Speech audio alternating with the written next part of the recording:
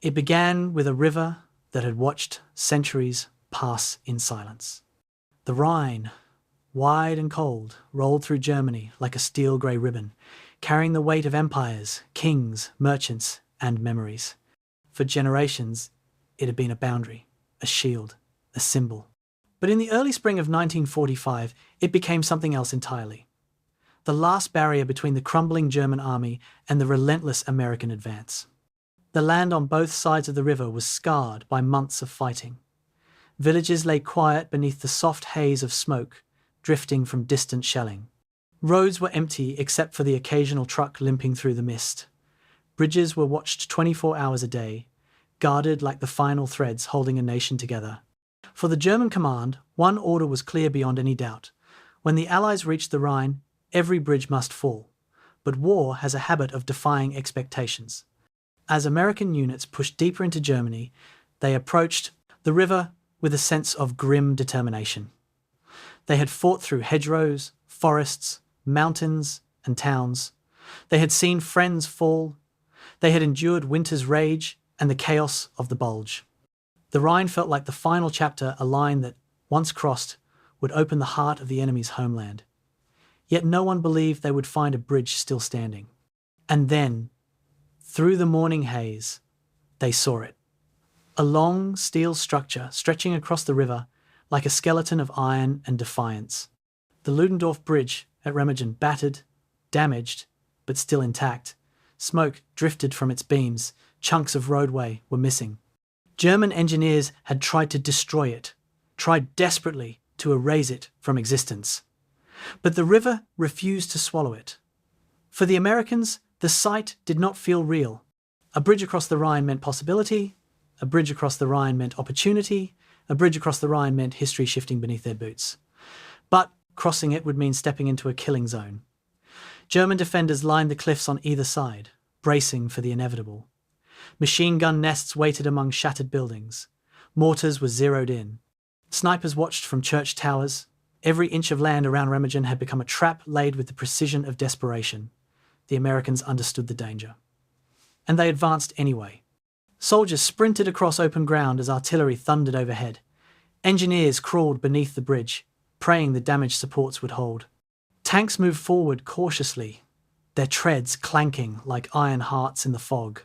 The air trembled with gunfire and shouted orders. And through it all, the river below churned like something alive, waiting to claim the fallen. Crossing the Ludendorff Bridge was not a single moment. It was a gauntlet, a test of nerve, endurance, and will. German forces fired relentlessly, determined to destroy the bridge, even if it meant destroying themselves. Explosions rocked the structure. Steel groaned, wood splintered, smoke bled into the sky. But still, the Americans pressed forward, inch by inch, foot by foot, until a foothold appeared on the far side of the river, a foothold that would change the entire trajectory of the war. Remagen was not simply a battle for a bridge. It was the moment the impossible became real. The moment the Rhine was crossed, not by retreating troops, but by advancing ones. The moment Germany's inner defences cracked, letting the war rush toward its end. Tonight, we return to that river, to the cold mist rising at dawn, to the echo of boots on steel, to the tension that hung in the air like a held breath, to the soldiers who saw a bridge where none should have existed and turned it into the path toward victory. Before we begin, tell me in words where in the world you are listening from tonight and what the air feels like around you. Is it warm where you rest, or can you almost feel the Rhine's cold breeze brushing your face as we step into this story together? Here is a second invitation, completely unique. Share what part of history first captured your imagination. A moment, a figure, a place, anything that pulled you into the past and made you want to understand it. And a third request, one of a kind for this story. Tell me the name of a place you have visited or dream of visiting where history still lingers in the air. A city, a battlefield, a bridge somewhere your mind returns when you think of the past. And if these long, slow journeys into another time help you unwind, relax, or drift into sleep, consider subscribing. January 15th, 1945. A cramped conference room in Versailles. thick with cigarette smoke and the weight of war. American intelligence officers hunched over a massive map of Western Germany, their fingers tracing the Rhine River's serpentine path from Switzerland to the North Sea. They circled Cologne with confident red grease pencil.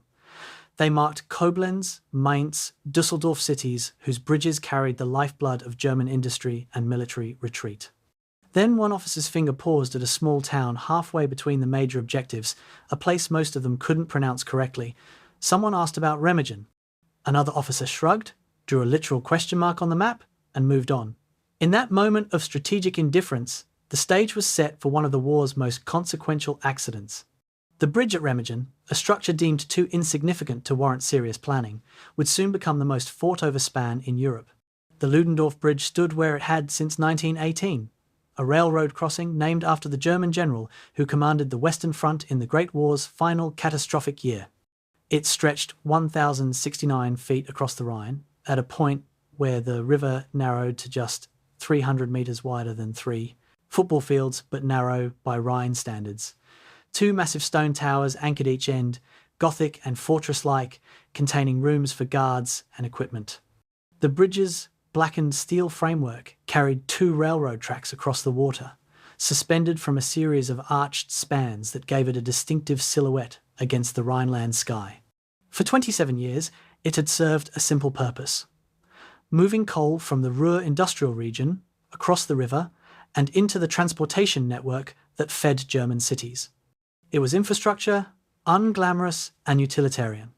Exactly the kind of structure that planners notice only when it fails to function. By January 1945, both sides had looked at Remagen and decided it didn't matter enough to worry about. The geography of Remagen explained much of this indifference. The town sat at a bend in the Rhine where steep hills crowded close to the eastern shore, creating a bottleneck that limited how quickly forces could deploy after crossing. Military planners favour river crossings that open onto broad plains, spaces where armour can manoeuvre and infantry can spread. Remagen offered the opposite, a constricted bridgehead, where attackers would bunch up, vulnerable to artillery positioned on the surrounding heights. To the north, Cologne provided access to the North German plain and routes toward the Ruhr, Germany's industrial heart. To the south, Mainz opened pathways toward Frankfurt and Stuttgart. Remagen sat between these objectives, like a middle child, noticed neither for brilliance nor failure, simply existing while attention focused elsewhere. Allied planners allocated 98% of Rhine crossing resources to 2 major operations: Field Marshal Montgomery's elaborate assault in the north, codenamed Operation Plunder, and General Patton's drive toward Mainz in the south, designated Operation Undertone. Remagen received planning attention that could be measured in minutes, not hours. On the German side, the indifference mirrored the Allied perspective with one critical difference: bureaucratic paralysis replaced strategic choice. Captain Willy Bratgay commanded the bridge's defence, a 40-year-old career engineer who had already demolished 14 bridges during the long retreat from France. In early February, he submitted requests for 2,000 kilograms of industrial explosives to properly prepare the Ludendorff Bridge for demolition. German doctrine was explicit.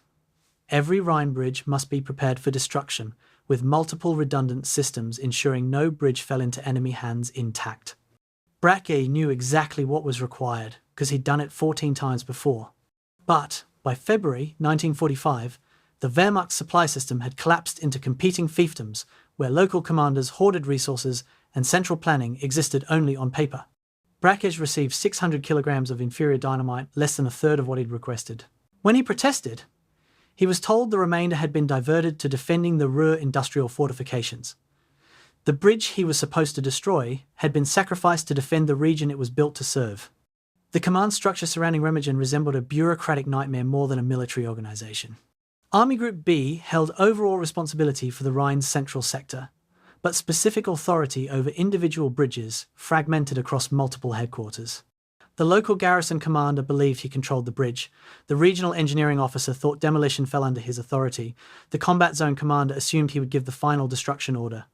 Meanwhile, a newly assigned major named Hans Scheller arrived in early March with vague instructions to coordinate defence, creating a fifth centre of confused authority. Nobody had clarified the chain of command, because nobody thought Remagen mattered enough to fight over this.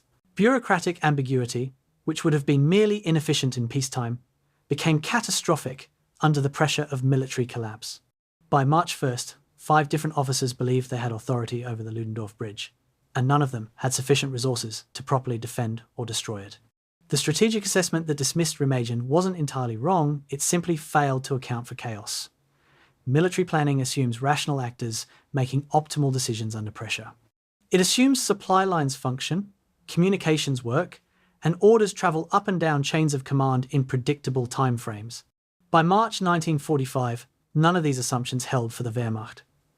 German forces west of the Rhine were disintegrating, not retreating. Units lost contact with headquarters for days at a time. Officers commanding divisions discovered they had fewer soldiers than a peacetime battalion. Supply depots were overrun before defenders knew they were threatened. In this environment of systemic collapse, the unimportant bridge at Remagen became important precisely because it was unimportant. It wasn't clogged with the retreating divisions that overwhelmed the major crossings. It stood relatively clear, a potential escape route that desperate men might seize if they could just reach it before the Allies. On the American side, the 9th Armoured Division rolled eastward through the Eifel region, completely unaware that Remagen existed. Their orders pointed them toward screening positions along the Rhine, reconnaissance missions to identify enemy strength and crossing opportunities. Nobody had briefed them on Remagen specifically because nobody thought it warranted briefing. The division's combat command carried standard-issue maps that showed the bridge's location but provided no details about its structure, defences, or strategic value.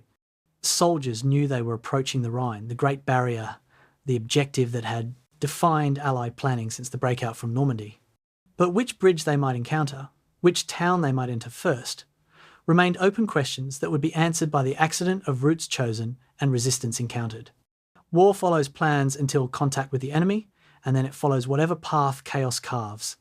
Brigadier General William Hoge commanded Combat Command B of the 9th Armoured, a 54-year-old engineer officer who approached warfare with a pragmatist's attention to possibilities rather than plans. He had survived the desperate defence of Saint-Vith during the Battle of the Bulge by ignoring orders that made no sense and following opportunities that doctrine said to avoid. His education as an engineer trained him to see terrain differently than infantry officers, not as obstacles or objectives, but as problems with multiple solutions depending on available tools and time. As his command pressed eastward in early March, Hogue studied his maps, looking for flexibility for options that would let him exploit whatever situation developed. He noted Remagen's existence with the same attention he gave to a dozen other towns and crossing points, mental filing for future reference if needed. He had no way of knowing that his engineer's instinct for improvisation would soon matter more than 6 months of meticulous Allied planning. The bridge existed in a peculiar strategic purgatory, too important to abandon but too minor to reinforce, noticed by both sides but prioritized by neither. This neglect created a vacuum where small decisions would compound into enormous consequences. A German supply officer's choice to divert explosives meant demolition charges would be inadequate. An American operations officer's decision to route the 9th Armoured through a particular road network meant they would approach from an unexpected direction. A bridge commander's request for clarification on authority went unanswered because staff officers had more urgent concerns. Each tiny failure of attention, each minor bureaucratic dysfunction, each small optimization that saved resources for more important objectives, all of these accumulated like snow on a mountainside, waiting for the right trigger to avalanche. The bridge nobody wanted was about to become the bridge everybody needed. By early March, the strategic situation on the Western Front had crystallized into clarity. The Allies would cross the Rhine, the Germans would defend it as long as possible, then retreat to fight, delaying actions deeper into their homeland. Both outcomes were certain. Only the timeline and casualties remained unknown. Field Marshal Montgomery prepared Operation Plunder with characteristic thoroughness, 250,000 troops, 4,000 artillery pieces, massive air support, and engineers equipped with enough bridging equipment to span the Rhine 6 times over. His assault, scheduled for late March, would be methodical, overwhelming, and expensive in both time and resources. General Patton prepared his own crossing with characteristic impatience, determined to beat Montgomery across and claim the glory. Between these two carefully orchestrated operations, Remagen sat, forgotten, a blank space on the operational map where planners had written, not applicable, That blank space was about to fill with consequences nobody had imagined, because in war, the gaps in the plan are where history happens. The bridge nobody wanted was waiting for the soldiers nobody had sent to find it. March 1st, 1945, 0300 hours. Lieutenant Karl Timmerman couldn't sleep, so he studied his map by flashlight in the back of a half-track parked in a frozen German field. 22 years old, commissioned less than a year ago, survivor of Normandy and the Bulge, he commanded A Company of the 27th Armoured Infantry Battalion with the exhausted competence of someone who'd learned war by not dying while others did. His company had started the European campaign with 140 men. Now he counted 83, and that number dropped every week. The map showed their position west of the Ruhr River and a maze of German towns they'd need to clear before reaching the Rhine, still 60 kilometres distant.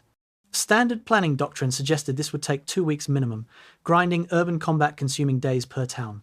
Timmerman traced the roads with his finger, calculating, and decided the planning doctrine was wrong. His division was about to move faster than anyone thought possible, and that speed would put them exactly where they needed to be at exactly the wrong time or the right time, depending on how the next 6 days unfolded. The 9th Armoured Division had earned a reputation for aggressive movement since landing in France the previous autumn. 14,000 soldiers, 250 Sherman tanks, and a support train of trucks, artillery, and engineers that stretched for miles when moving on roads. They weren't elite, not paratroopers or Marines or specially selected units, just regular American soldiers equipped with mass-produced weapons and trained to doctrine that emphasized speed and flexibility over defensive positioning. Major General John Leonard commanded the division with an offensive mindset that frustrated logistics officers and delighted frontline troops.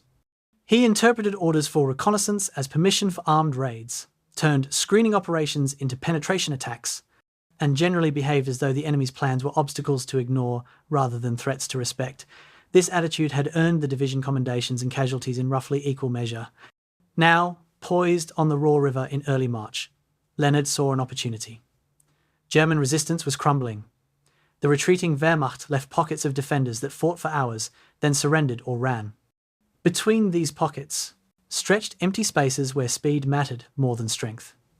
Brigadier General William Hogue commanded Combat Command B, one of the division's 3 major formations, with the methodical intensity of someone who'd spent decades studying how things worked before the war taught him how things broke. Born in 1890, he graduated from West Point in 1916, meaning he'd spent his entire adult life as an army officer, watching the institution evolve from horses and bolt-action rifles to tanks and semi-automatic weapons. He'd served in Panama, supervised construction projects in peacetime, and brought an engineer's problem-solving approach to combat command.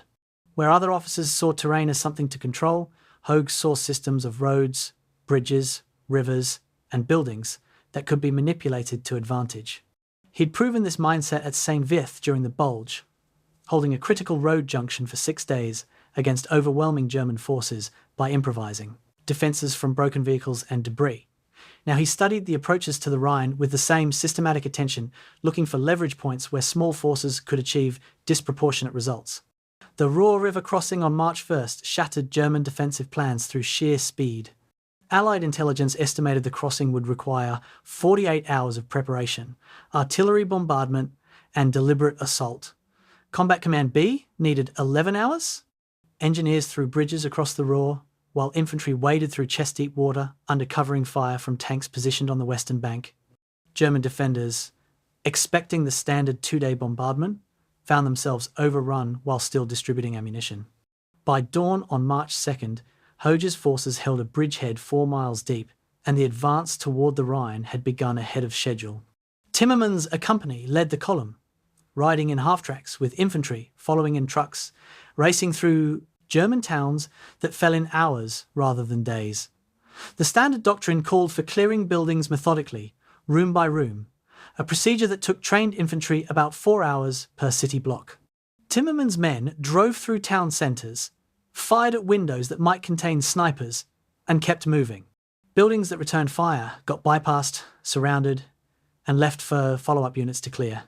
It was aggressive to the point of recklessness, but it worked because the Germans weren't organised enough to exploit the Americans' exposure. By March 5th, Combat Command B had advanced 25 miles in 96 hours, double the expected rate. They had captured 6 towns, taken 1,100 German prisoners, and destroyed or captured 37 tanks and assault guns. More importantly, they'd created a psychological collapse in the German units facing them. Wehrmacht defenders had been taught that American forces advanced slowly and cautiously, with overwhelming firepower, preparing each position before infantry attacked. That doctrine remained true for most American units, but the 9th Armoured operated differently. German strongpoints that prepared for careful American assault found themselves bypassed and surrounded. Units that established defensive lines discovered enemy tanks in their rear areas before the front line even made contact. The predictable became chaotic, and chaos destroyed cohesion faster than casualties. German officers lost contact with their commands. Soldiers retreated without orders because staying meant capture. The Wehrmacht's defensive system, designed to trade space for time through deliberate resistance, collapsed when the enemy moved too fast for the system to function. Karl Timmerman embodied the company-grade officer who actually fought the war while generals planned it. Born in West Point, Nebraska, not the academy, just a small town that happened to share the name, he'd grown up during the Depression in a farming community where work was constant and complaining was weakness. He'd enlisted in 1942, received his commission through officer candidate school, and arrived in Europe as a replacement officer after D-Day. He'd learned infantry combat by trial and error, surviving situations that killed the officer he'd replaced and the officer before that. By March 1945, he'd developed the cold competence of someone who'd seen enough friends die to know that survival was 1/3 skill, 1/3 luck, and 1/3 speed. He drove his company hard because stationary units got hit by artillery. He kept moving because moving targets survived. His men respected him for this, not the warm respect soldiers give beloved commanders, but the grudging respect given to officers who keep you alive by being relentless. When orders came to push toward the Rhine, Timmerman didn't question or hesitate. He just got his men moving and figured they'd deal with obstacles when they encountered them. The German view from the other side revealed an army collapsing under the weight of strategic impossibility. Wehrmacht forces west of the Rhine in early March faced a mathematical problem with no solution. They needed to hold defensive positions long enough for other units to retreat across limited bridge capacity, then destroy those bridges before Allied forces captured them. But every day of delay allowed Allied forces to advance closer to the river, and every retreat order triggered units to abandon positions prematurely. Commanders received contradictory instructions: hold the line, but prepare to retreat, defend every town, but don't allow encirclement, maintain communications, but conserve fuel for vehicles. These contradictions created paralysis. Officers made no decisions because any decision could be countermanded, and being wrong meant execution for defeatism. So units that should have retreated held position until overrun. Forces that should have counterattacked waited for permission that never came, and the bridges that should have been destroyed remained standing because nobody would take responsibility for giving the final order. On March 6, Combat Command B received new orders that mentioned Remagen for the first time, though not as an objective, merely as a reference point for navigation. The command was to push reconnaissance elements toward the Rhine, identify enemy positions, and locate possible crossing sites for future operations. Staff officers at Corps headquarters picked Remagen as one of several observation points precisely because it wasn't important. The orders assumed Combat Command B would take days to reach the Rhine, giving planners time to evaluate their reports and decide on proper crossing operations. Nobody imagined the advance would continue at its breakneck pace. Nobody thought a combat command would actually reach the Rhine in 24 hours. The orders were written for the war planners, imagined, not the war that was actually happening on the ground. This disconnect between planning and reality created a space where initiative mattered more than doctrine, where a junior officer's decision to push forward could override a theatre commander's strategic intent. March 7th dawned cold and overcast, with low clouds threatening rain. Timmerman's company led the column east from Meckenheim, a German town they'd cleared the previous evening. The roads were clogged with German civilians fleeing eastward, carrying belongings in carts and wheelbarrows, creating traffic jams that slowed the American advance more than enemy resistance. German soldiers emerged from cellars and forests, hands raised, too exhausted or demoralized to fight. Timmerman's men processed prisoners by pointing them west and telling them to walk toward American rear areas. They didn't have time for formal surrender procedures. The landscape changed as they approached the Rhine Valley, hills giving way to broader terrain, and suddenly soldiers in the lead vehicles started pointing and shouting. Ahead, through gaps in the buildings, they could see it, the Rhine River, a silver-grey ribbon cutting through the haze. They'd reached the Great Barrier days ahead of schedule. And then someone looked north toward Remagen and saw something nobody expected. A bridge. A complete, intact, still-standing bridge spanning the Rhine. General Hoge received the first report at 1100 hours and thought it had to be wrong. His forces had advanced faster than intelligence predicted, encountered weaker resistance than estimates suggested, and now his scouts reported an intact Rhine bridge when every bridge should have been destroyed days ago. He drove forward to see for himself, arriving at a hilltop observation point that gave clear views north to Remagen. Through binoculars, he watched German soldiers and vehicles streaming across the bridge from west to east. A chaotic retreat compressed into the narrow confines of a railroad bridge, never designed for heavy traffic. The structure stood complete, all spans in place, towers intact, clearly functional. For 3 full minutes, Hoge watched in silence, calculating. Then he reached for his radio and began making calls that would escalate up the chain of command faster than any planned operation could move. He was about to violate doctrine, exceed his authority, and commit his forces to an assault nobody had planned. He was also about to change the war. February 15th, 1945, 1400 hours. Captain Willy Bratje stood in the southern tower of the Ludendorff Bridge, staring at 4 wooden crates that represented his entire explosive allocation for demolishing 1,069 feet of steel and stone. The crates contained 600 kilograms of dynamite industrial grade, unstable in cold weather, and less than 1/3 of what German engineering doctrine required for assured bridge destruction. He'd submitted his requisition in writing, calculated the charges needed for each structural element, and followed every regulation to request proper materials.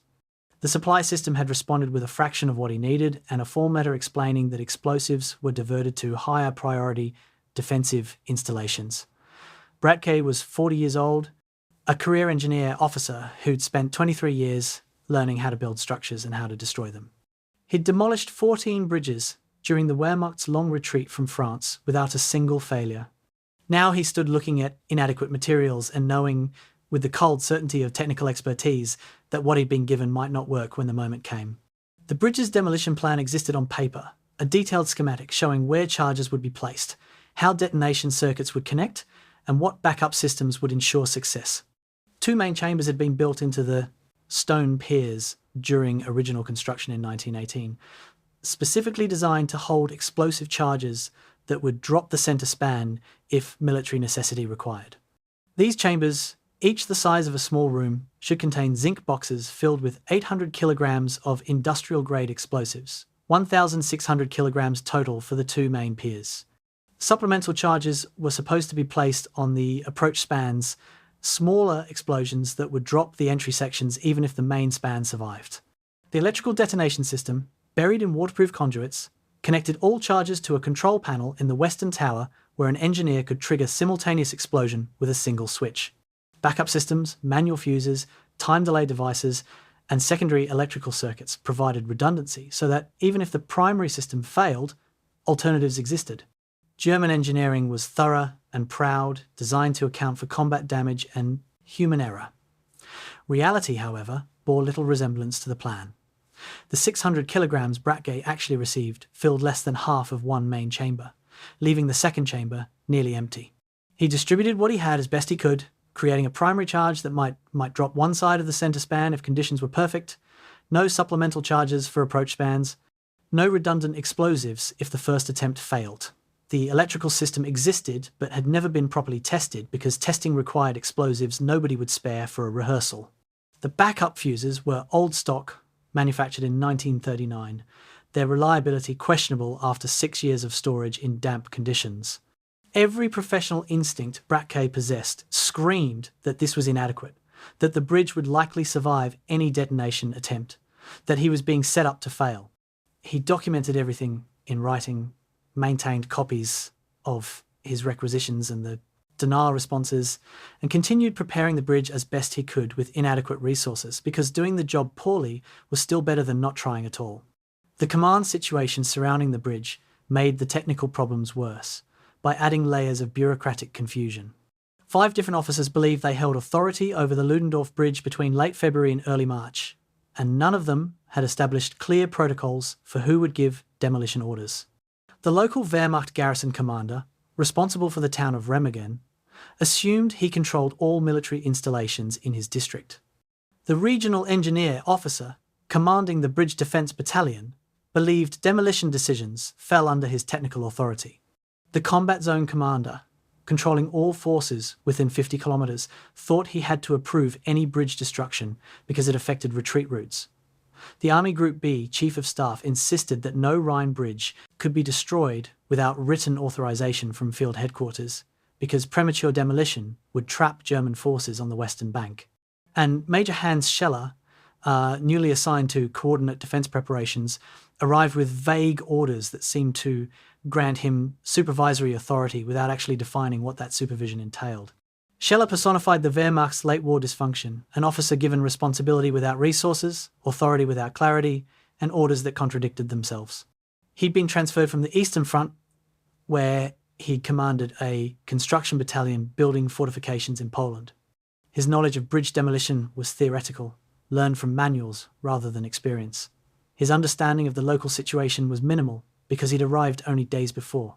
And his personality, shaped by years of following rigid procedures in a hierarchical system, made him deeply uncomfortable with the improvisation that March 1945 required. Where Bratcher saw technical problems requiring flexible solutions, Scheller saw regulations requiring compliance. Where experienced officers understood that retreat meant accepting calculated risks, Scheller worried about being blamed for unauthorized decisions. This personality clash wouldn't have mattered in a functional system with clear chains of command. In the chaos of early March, it became catastrophic. The explosive shortage that crippled Remagen's demolition capability reflected broader German strategic failures.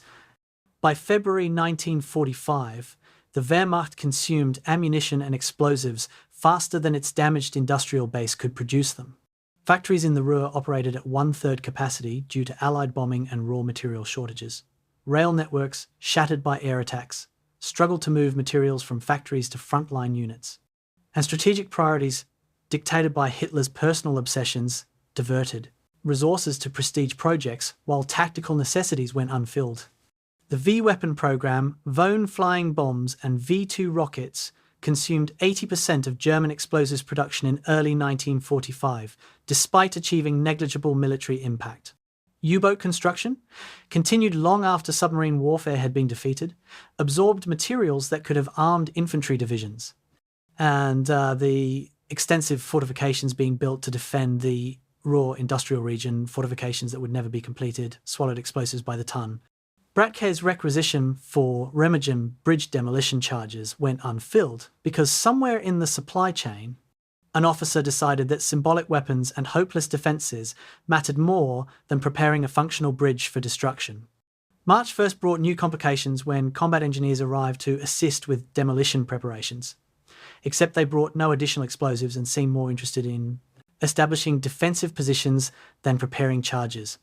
These engineers belonged to a divisional unit that had been overrun 3 times during the retreat from the Siegfried Line, reformed twice with replacement personnel, and retained maybe 1/3 of its original experienced soldiers. Their lieutenant, a 19-year-old promoted from sergeant after his predecessor was killed, had never actually demolished anything larger than a small culvert. He deferred to Bratke on all technical questions while simultaneously trying to assert authority as the senior engineer officer present. This created farcical situations where the lieutenant would countermand Bratcher's instructions, then ask Bratcher what instructions he should give instead. Meanwhile, the engineers spent more time preparing machine gun positions in the bridge towers than they did maintaining the demolition charges. When Bratke protested that defensive positions wouldn't matter if the bridge couldn't be destroyed, the lieutenant explained that his orders were to defend and prepare demolition, in that order. Priority over prudence, procedure over results. March 5th revealed how thoroughly the demolition plan had been compromised when American artillery began ranging shots on Remagen. The town had been relatively untouched by combat until that day, when American forces advancing from the west brought Remagen within artillery range. 105mm shells began falling on the western approaches to the bridge, targeting the road networks leading to the crossing. Most shells fell short or overshot, but several hit the bridge's western tower, and one explosion severed the buried electrical cables connecting the demolition control panel to the explosive chambers. Bratke didn't discover this damage immediately because nobody had bothered to test the system. Testing required detonating actual explosives, and explosives were too scarce to waste on tests. Only when he ran a continuity check on March 6th did he discover that the primary electrical detonation system, the main method for triggering the demolition charges, was dead. The backup system existed, but it required manually lighting fuses that would give maybe 5 minutes of delay before explosion. 5 minutes to light fuses, clear the bridge, and get to cover. 5 minutes to coordinate with whoever held authority to give the final order. 5 minutes that would prove to be about 4 minutes longer than they'd have when the moment actually came. The civilian population trapped around the bridge added another layer of complexity that military planning had ignored. Remagen had been a railroad town of 5,000 people before the war, grown to 8,000 with refugees from bombed cities seeking safety in rural areas. By March 1945, perhaps 12,000 civilians crowded into and around the town, living in cellars and abandoned buildings, waiting for either American arrival or German evacuation orders. Military doctrine called for evacuating civilians from bridges before demolition, both to save lives and to ensure that bridges could be destroyed without civilian interference. But evacuating 12,000 people required transportation, destination, and most importantly, time resources that existed in theoretical plans but not in actual reality. Scheller issued evacuation orders on March 1st. By March 6th, perhaps 2,000 had left. The rest had nowhere to go or couldn't leave because no transportation existed. They crowded in the bridge towers, huddled in buildings near the approaches, and generally occupied exactly the spaces that needed to be clear for demolition operations. Bratch could see the catastrophe approaching: a bridge inadequately prepared, civilians in the danger zone, command authority unclear, and American forces somewhere close, advancing faster than anyone expected. March 6th, evening, Bratgay conducted one final inspection of the demolition preparations, checking every connection he could reach, testing what systems remained functional, and documenting the bridge's status in a report he suspected nobody would read. The explosive charges in the southern pier were properly positioned but insufficient in quantity. The electrical detonation system was severed and couldn't be repaired without excavating roads under artillery fire. The backup fusing system worked but required manual activation that would take minutes. The northern pier contained almost no explosives at all. The approach spans lacked demolition charges entirely. Any competent engineer examining this situation would conclude that the bridge might survive a detonation attempt, and if it did, there would be no second chance because there were no reserve explosives. Bratgay wrote all of this in his report, signed it, and delivered it to Scheller's command post. Then he went to sleep in the tower, knowing that tomorrow might bring the Americans, knowing that his superiors had given him an impossible mission with inadequate resources, and knowing that when the mission failed, he would be blamed for the failure. He'd seen this pattern before in the Wehrmacht's retreat: junior officers executed for situations their superiors created, scapegoats for systemic dysfunction, sacrifices to the fiction that German forces lost only because subordinates failed, never because the system itself was broken beyond repair. March 7th, 1945, 12:56 hours. Sergeant Alex Drabik crested the hill west of Remagen in the turret of his half-track, scanning the Rhine Valley ahead through binoculars that fogged in the damp air. 26 years old, Toledo, Ohio, factory worker before the draft, now squad leader in a company after enough casualties promoted whoever survived long enough. He'd learned to use binoculars properly during the drive across Germany. Most soldiers just looked through them, but Drabik had figured out how to steady his view by bracing his elbows and controlling his breathing, creating a stable image even while the vehicle bounced over rutted roads. He was scanning methodically from south to north when his field of view passed over something that made him stop, reverse the sweep, and focus. A bridge. A complete bridge. An intact bridge with its full span standing, towers on both ends, and tiny figures moving across it. For 3 seconds he thought he was seeing things. Then his brain caught up to his eyes, and he screamed into the radio, voice breaking with excitement and disbelief. Lieutenant Timmerman received Drabik's report and reached for his own binoculars, not quite believing what his sergeant was telling him. The whole advance toward the Rhine had been predicated on the assumption that every bridge would be destroyed before Allied forces could reach it. Intelligence reports, prisoner interrogations, aerial reconnaissance, everything indicated the Germans were methodically demolishing bridges as they retreated. The previous day, 2 bridges north of Remagen had been blown. Another bridge south had collapsed under Allied shelling.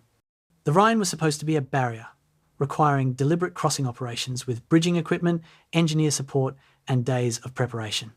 It wasn't supposed to be something you could just drive across if you arrived fast enough. Timmerman adjusted his binoculars and stared. The Ludendorff Bridge stood complete, its black steel framework sharp against the grey sky, with German soldiers and vehicles streaming from west to east in disorganised retreat. He could see Wehrmacht troops on the bridge deck, moving on foot and in trucks, abandoning the western bank in whatever transportation they could find. General Hoge arrived at the overlook at 1100 hours after receiving increasingly frantic radio reports from his forward units. He'd commanded Combat Command B for 8 months, fought through France and Belgium and Germany, and developed a reputation for aggressive decision-making that sometimes alarmed his superiors.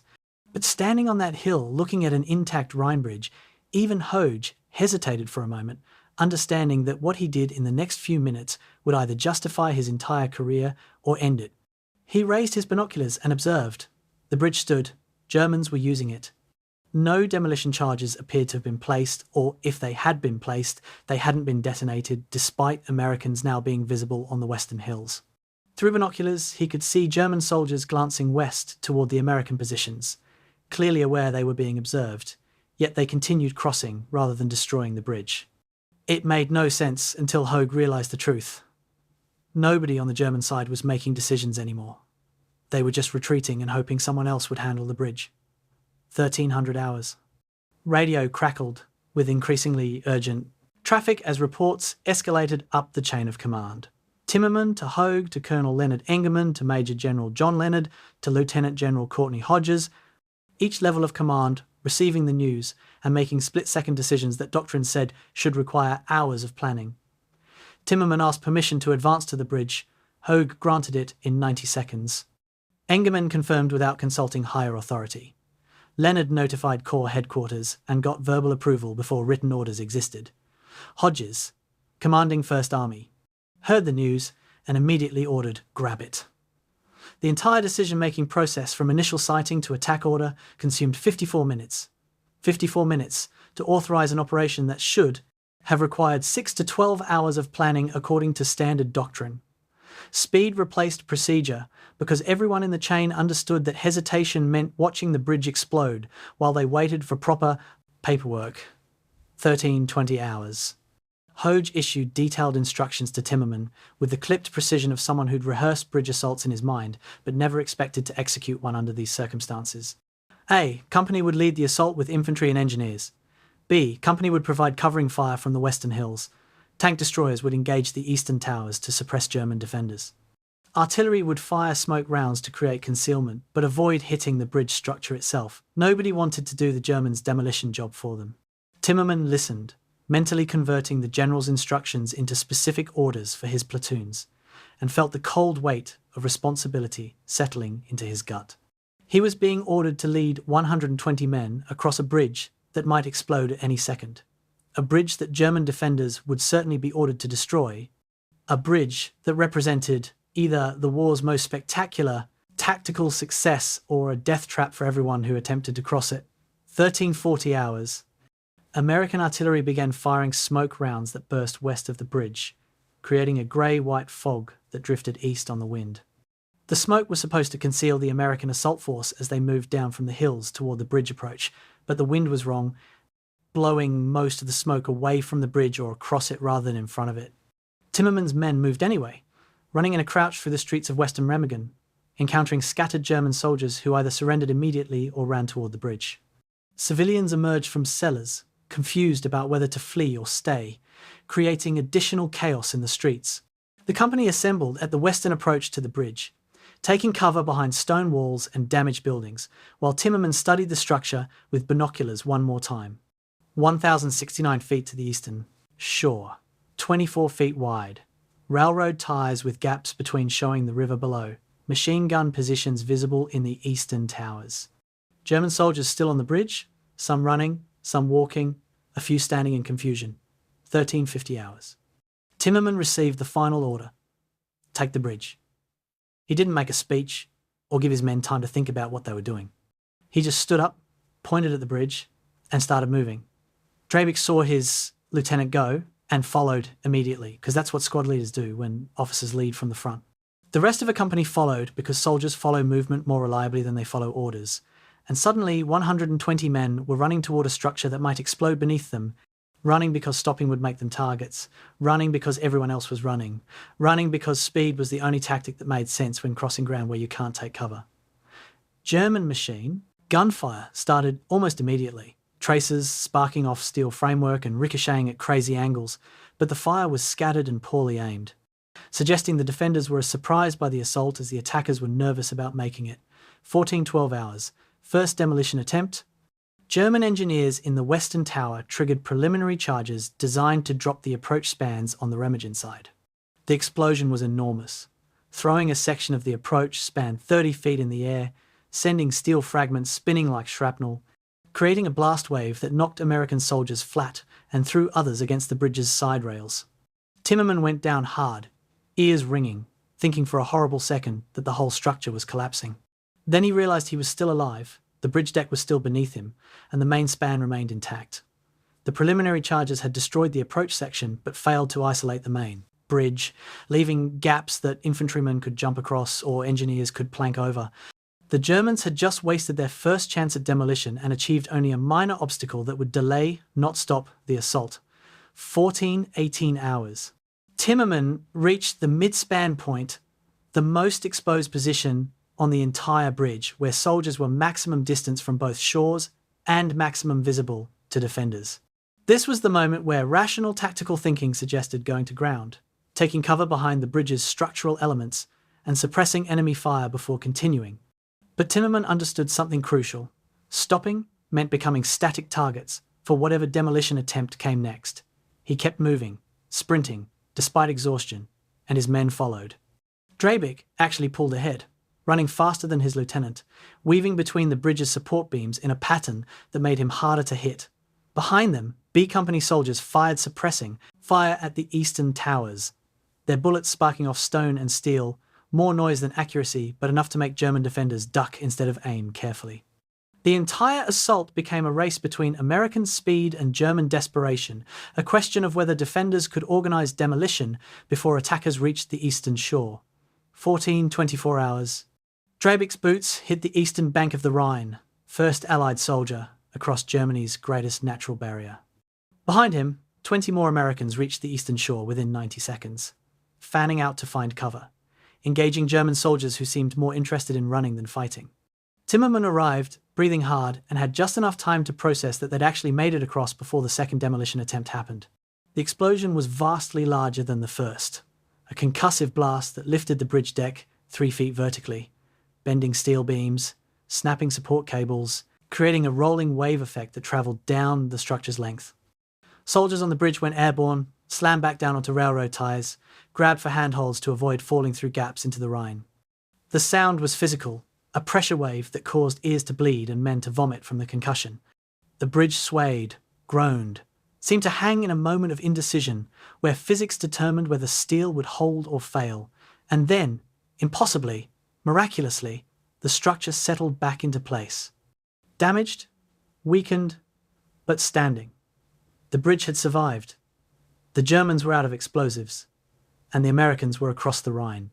March 7th, 1945, 14-12 hours. The moment Lieutenant Karl Timmerman led A Company onto the Ludendorff Bridge's western approach, rational military thinking ceased, and something more primitive took over the simple calculus of forward movement versus certain death, if you stop. The bridge deck stretched 400 meters ahead, a railroad track with wooden ties spaced at intervals that forced running soldiers to watch their footing while also watching for enemy fire. An impossible dual focus that some men managed and others didn't. Private Joseph Delizio, 19 years old from the Bronx, made it 50 feet before his boot went through a gap between ties, wrenching his ankle badly enough that Corporal Glenn Goodson had to grab his web gear and physically drag him forward because staying still meant dying from German machine gun fire that now raked the bridge from towers on the eastern shore. Nobody gave orders anymore. Officers and NCOs just moved, and soldiers followed or died. The bridge's physical structure transformed from infrastructure into obstacle course as soldiers discovered how difficult it was to run across railroad tracks under fire. Each wooden tie sat approximately 2 feet from the next awkward spacing that broke natural stride patterns and forced men to either take stuttering short steps or long leaping strides that felt suicidally exposed. Gaps between ties showed the Rhine 40 feet below, grey-green water moving fast enough to drown anyone who fell. The bridge's steel framework provided some cover vertical support beams, diagonal cross braces, cable bundles, but these elements also channeled movement into predictable paths that German machine gunners could target. Soldiers learned instantly that running straight lines meant death. Drabick, leading the assault, wove between structural elements in a seemingly random pattern that was actually the result of pure survival instinct, his body making micro-adjustments faster than conscious thought could process. Behind him, soldiers tried to copy his weaving pattern, creating a serpentine flow of running men that looked chaotic but proved harder to hit than a conventional assault line. German defensive fire came from 4 primary machine gun positions in the eastern towers, approximately 120 Wehrmacht soldiers from the 36th Volksgrenadier Division, understrength and demoralized, but still capable of making the bridge a killing ground if they'd been properly organized.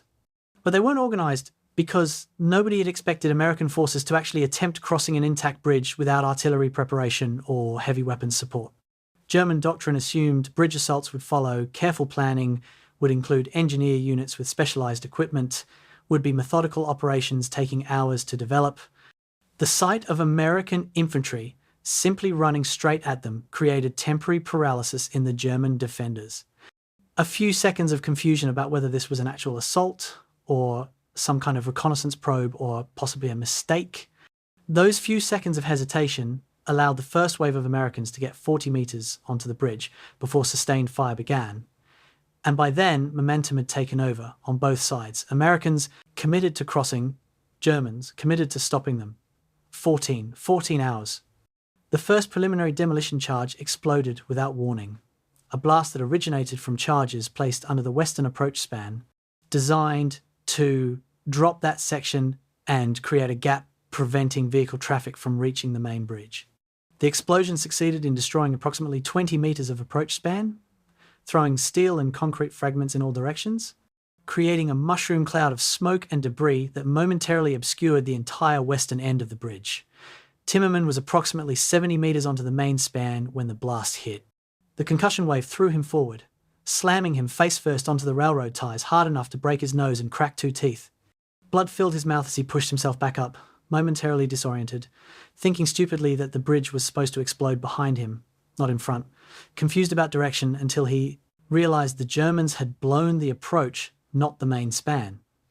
The gap created by the explosion was jumpable, maybe 8 feet across, and American engineers were already moving forward with planks to bridge it.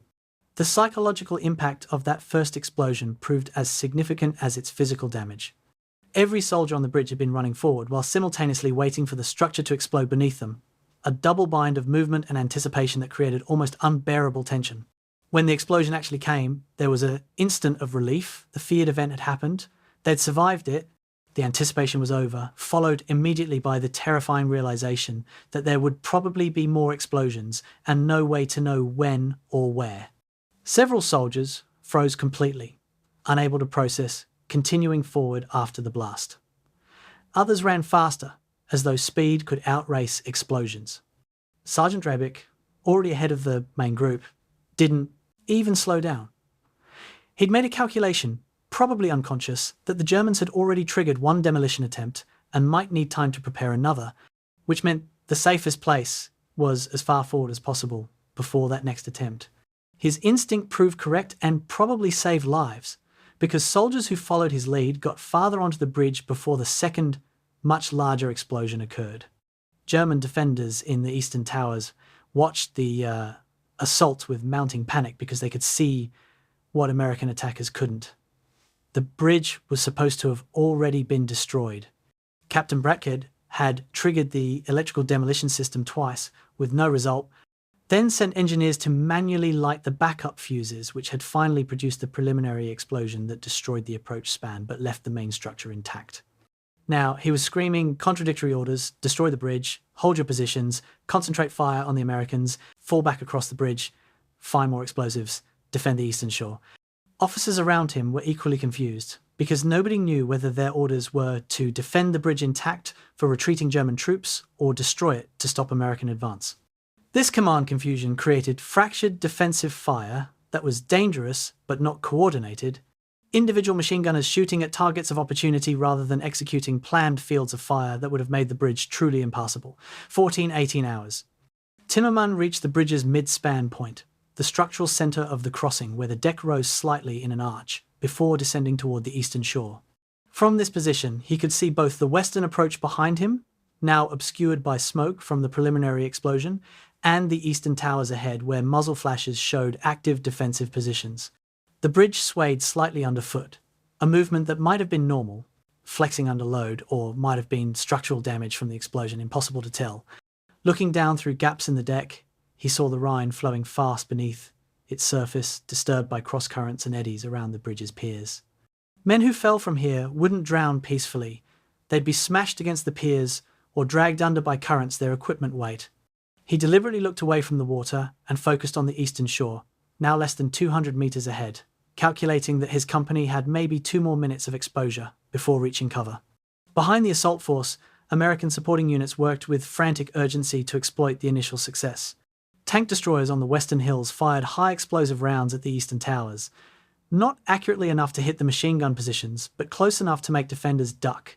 Engineers moved onto the bridge, carrying wooden planks to cover the gap created by the preliminary demolition, creating a makeshift path that would let vehicles follow infantry across. Radio operators transmitted constant updates up the chain of command. Bridge intact, assault in progress, defenders engaged, casualties unknown. Artillery observers calculated fire missions for smoke rounds to conceal the bridge, but higher headquarters countermanded these missions because nobody wanted to risk damaging the bridge structure with friendly fire.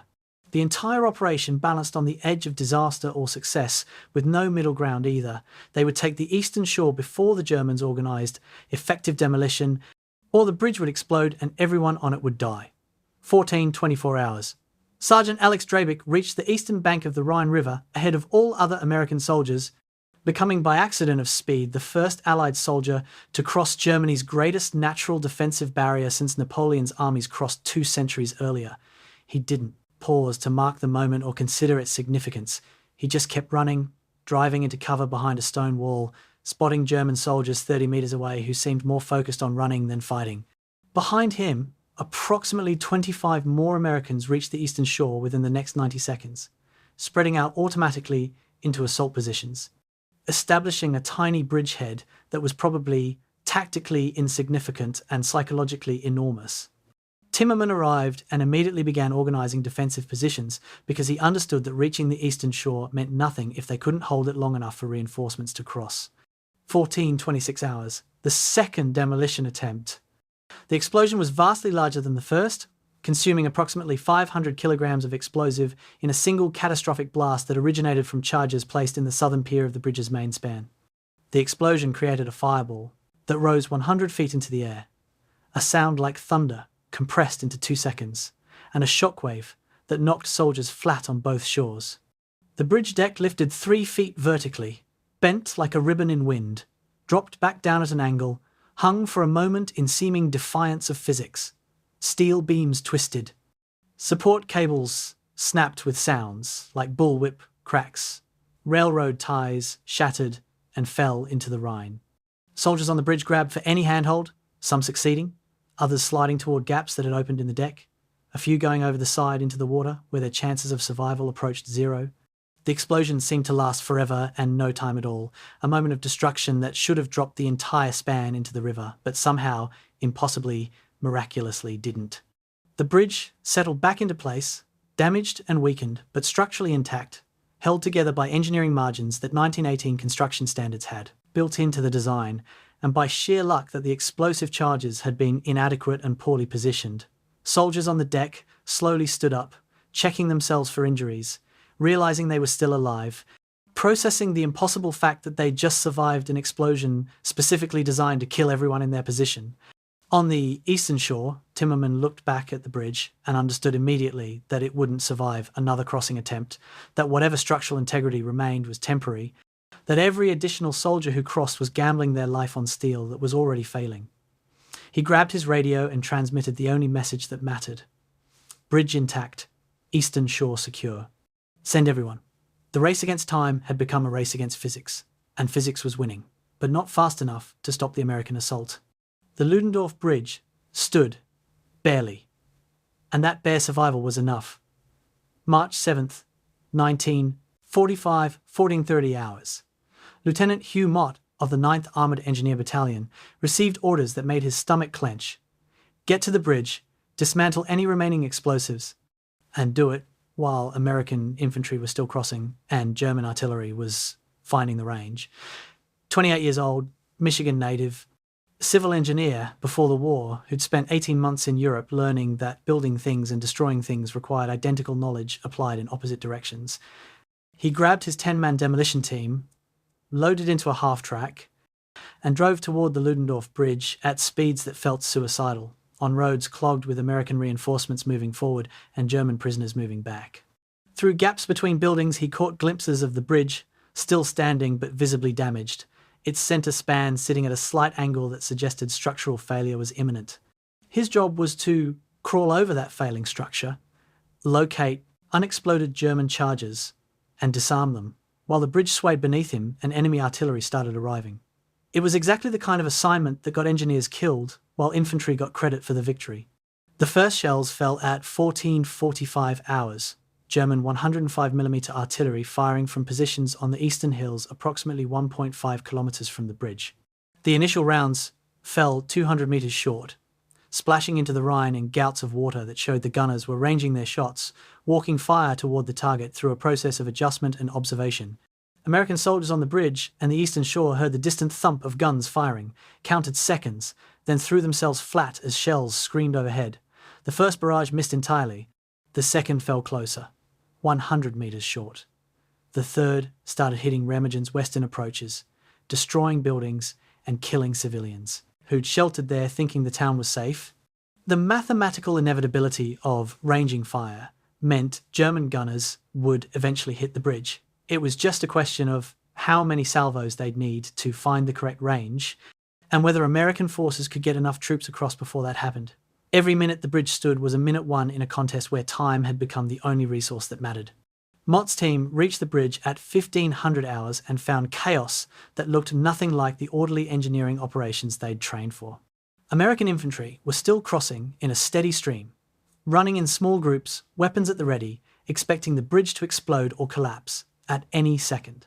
German prisoners shuffled west under minimal guard, hands on heads, moving slowly enough to clog the deck and impede American reinforcements. Civilian refugees, who'd emerged from cellars after the fighting passed, now tried to use the bridge to escape to the eastern shore, creating three-way traffic that made the entire structure a compressed mass of humanity.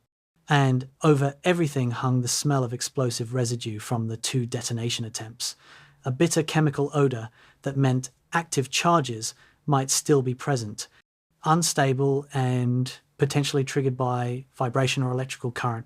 Mott ordered his men onto the bridge, despite the chaos, because waiting for better conditions meant waiting forever. The situation would only get worse as more forces tried to cross.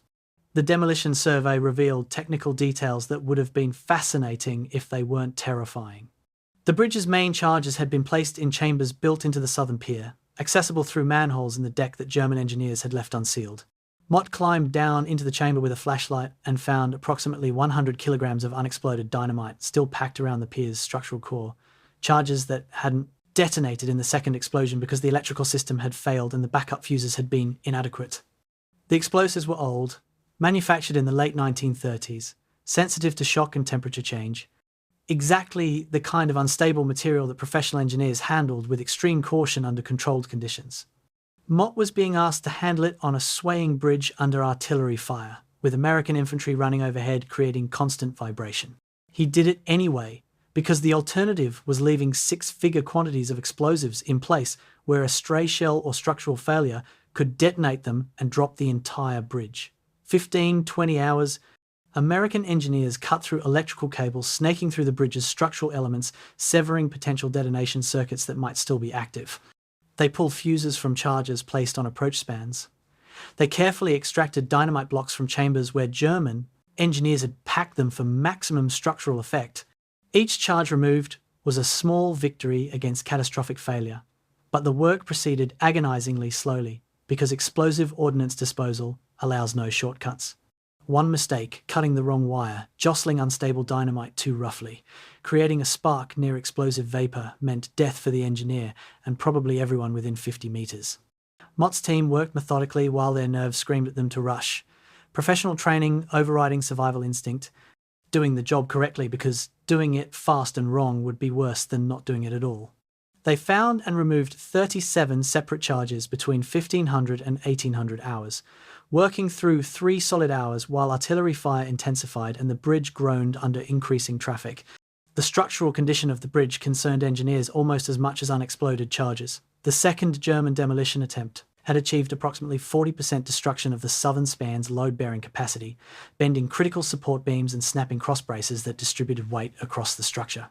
The bridge remained standing because 19th century engineering had built in substantial safety margins, designing for loads far exceeding normal use, but those margins were now consumed. The bridge's actual weight capacity had fallen from its original 70-ton locomotive rating to something unknowable and probably fatal if exceeded. American engineers examining the damage couldn't calculate a safe load limit because they didn't have time for proper structural analysis. They could only make visual assessments and educated guesses. The guess was that the bridge might hold infantry and light vehicles indefinitely, but would probably collapse if a 33-ton Sherman tank tried to cross. Probably. The word hung over every decision like a threat. 55 hours, Colonel. Leonard Engerman arrived at the western approach with the first armoured elements of Combat Command B, 12 Sherman tanks that represented mobility and firepower, and a terrible dilemma about weight. Doctrine said don't cross damaged bridges with armour until engineers certify structural safety. Reality said the bridgehead on the eastern shore was vulnerable, contained only light infantry without heavy weapons, and desperately needed tanks for defensive firepower. Engerman studied the bridge through binoculars, watching it sway slightly under the traffic of infantry crossing, seeing the visible damage to the southern span, understanding that sending tanks across might collapse the bridge and kill everyone on it. He ordered the first tank forward anyway because gambling on structural failure seemed better than guaranteeing tactical failure by leaving the bridgehead unsupported. The Sherman's commander was given simple instructions. Cross fast, don't stop, and if the bridge starts collapsing, then accelerate and maybe you'll reach the far side before it goes down. It was the kind of order that would have been criminal in peacetime and barely adequate for wartime desperation. The first Sherman tank rolled onto the Ludendorff Bridge at 1600 hours while hundreds of American soldiers held their breath and thousands more watched from surrounding hills. The tank weighed 33 tons, fully loaded, more than any weight the damaged bridge had borne since the German demolition attempt. Its commander, whose name wasn't recorded by anyone present, drove at 10 miles per hour while watching through his periscope for signs the deck was failing beneath him. The bridge groaned audibly, a metallic complaint that carried across the water and made observers wince. The southern span visibly sagged as the tank crossed it, dropping perhaps 3 inches under the concentrated load, still protesting but holding. American engineers watching the span's deflection made mental calculations about elastic limits and permanent deformation and prayed they'd guessed correctly about how much damage the bridge could sustain. The tank reached the eastern shore at 16:04, 4 minutes of crossing that felt like 40, and when its tracks touched solid ground, a cheer went up from soldiers on both banks who understood they'd just witnessed either brilliant risk-taking or incredible luck. 11 more Shermans crossed between 1600 and 1800 hours, each crossing adding incrementally to the cumulative damage the bridge had sustained. Engineers watched deflection measurements increase with each tank. 3 inches became 4, 4 became 5, the southern span settling lower in gradual acknowledgement that its structural integrity was failing. But it failed slowly, without sudden collapse, buying time measured in tank crossings rather than hours. By 1800 hours, 12 Shermans were on the eastern shore, providing the firepower needed to hold the bridgehead against German counterattack. The price was a bridge that engineers now estimated would survive maybe 72 more hours before catastrophic failure. Every additional crossing, every additional vehicle, every additional ton of equipment consumed the bridge's remaining lifespan. The Ludendorff Bridge had become an hourglass, measuring its own destruction, and nobody could stop the sand from falling. 1900 hours. General Hogue established his command post on the eastern shore and received his first comprehensive damage report from the engineers. The bridge was mortally wounded, but still functional. Unexploded German charges had been removed, but the structure remained weakened beyond safe operational capacity. Current traffic flow was approximately 8,000 soldiers per hour crossing on foot, plus vehicles at a rate that had to be carefully controlled to prevent overloading. German artillery was finding the range, scoring near misses that would soon become direct hits. The bridgehead extended approximately 1,000 metres east and south of the bridge, a tiny toehold that German forces would certainly try to crush as soon as they organised a coordinated counterattack. The rational military decision would be to immediately start constructing alternate bridges so that when the Ludendorff finally collapsed, crossing capability would survive. But engineers estimated pontoon bridge construction would require 48 hours minimum, and the river current at Remagen was strong enough to make floating bridges problematic. Everything depended on the damaged bridge surviving long enough for alternatives to be built, a race between construction and collapse where physics would determine the outcome regardless of human effort or will. March 7th, 1945, 15:30 hours. Field Marshal Walter Model sat in his Army Group B headquarters at a castle near Düsseldorf, reviewing defensive dispositions that were already obsolete before he signed them. 54 years old, one of Hitler's favourite generals, architect of defensive operations on the Eastern Front that had delayed Soviet advances for months. He'd been transferred west in January to salvage what remained of German forces after the Battle of the Bulge had shattered Wehrmacht offensive capability. His reputation was efficiency and ruthlessness, a commander who followed orders precisely and expected subordinates to do the same. Now, he stared at a map showing American forces approaching the Rhine along a 200-kilometre front, trying to prioritise which bridges to reinforce and which to prepare for demolition. A staff officer entered with a preliminary report. Americans had reached Remagen. Model nodded, unsurprised the advance had been faster than expected, but still within operational parameters. The officer paused, then added the detail that would define the day. The bridge was still standing, and Americans were crossing it. Model stared at him for 5 seconds, then asked him to repeat the report, because surely he'd misunderstood.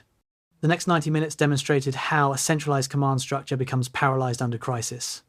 Model needed to reach Field Marshal Albert Kesselring, the theatre commander who could authorise immediate counterattack operations using reserves positioned behind the Rhine. But Kesselring was travelling between headquarters, his exact location unknown, his staff unable to establish radio contact. Model tried reaching the OKW Oberkommando der Wehrmacht, the Armed Forces High Command, but got junior staff officers who refused to make decisions without consulting superiors who were in meetings that couldn't be interrupted. He attempted to contact local division commanders near Remagen directly, bypassing the chain of command, but discovered those units had already retreated across the Rhine and couldn't counterattack from their current positions. By 1600 hours, Model had spoken with 12 different officers and received authorization for precisely nothing. German command doctrine required approval from higher headquarters for major operations, but higher headquarters couldn't be reached, creating a paralysis where everyone waited for orders that nobody was authorized to give. 1745 hours. Model finally reached Kesselring by phone at a headquarters 30 kilometers away, delivered the news about Remagen, and waited for the obvious orders: commit reserves immediately, counterattack at dawn, recapture or destroy the bridge. Instead, Kesselring asked questions. How had the bridge survived? Why hadn't local commanders destroyed it? What forces were available for counterattack? Could the bridge be destroyed by artillery or air attack? Each question consumed minutes while American forces poured across the intact bridge and expanded their bridgehead. Model, who'd spent his career following protocol and respecting chains of command, felt frustration building toward rage. The American doctrine would have subordinate commanders already moving toward the crisis without waiting for orders.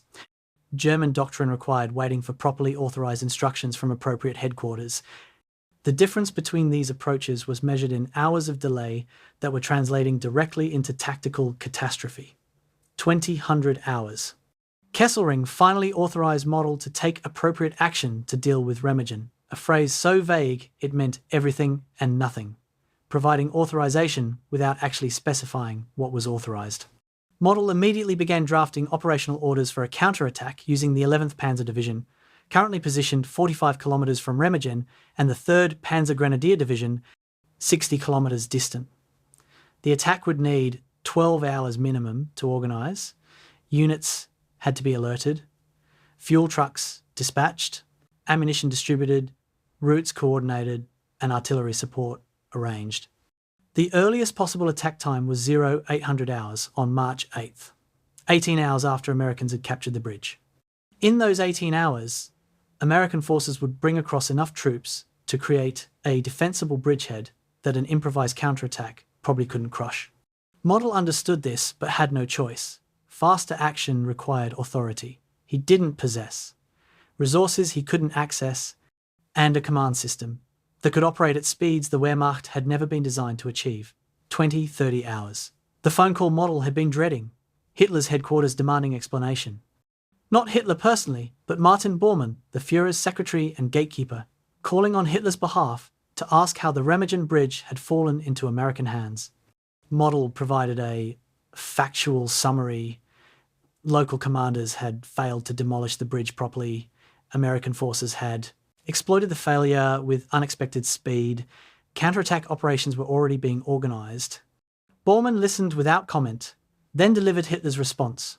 3 officers were to be immediately relieved of command: Field Marshal von Rundstedt, the OB West commander, General Boch, the corps commander responsible for the Remagen sector, and Major Scheller, the local bridge commander.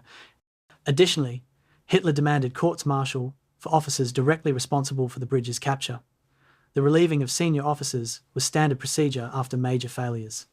The demand for courts-martial was something darker, a signal that someone would be executed for this debacle regardless of actual culpability. The organisational paralysis that prevented immediate German response to Remagen reflected deeper structural problems in the Wehrmacht's command culture by March 1945. Hitler had spent 5 years centralising authority, requiring personal approval for operations that pre-war doctrine would have delegated to field commanders.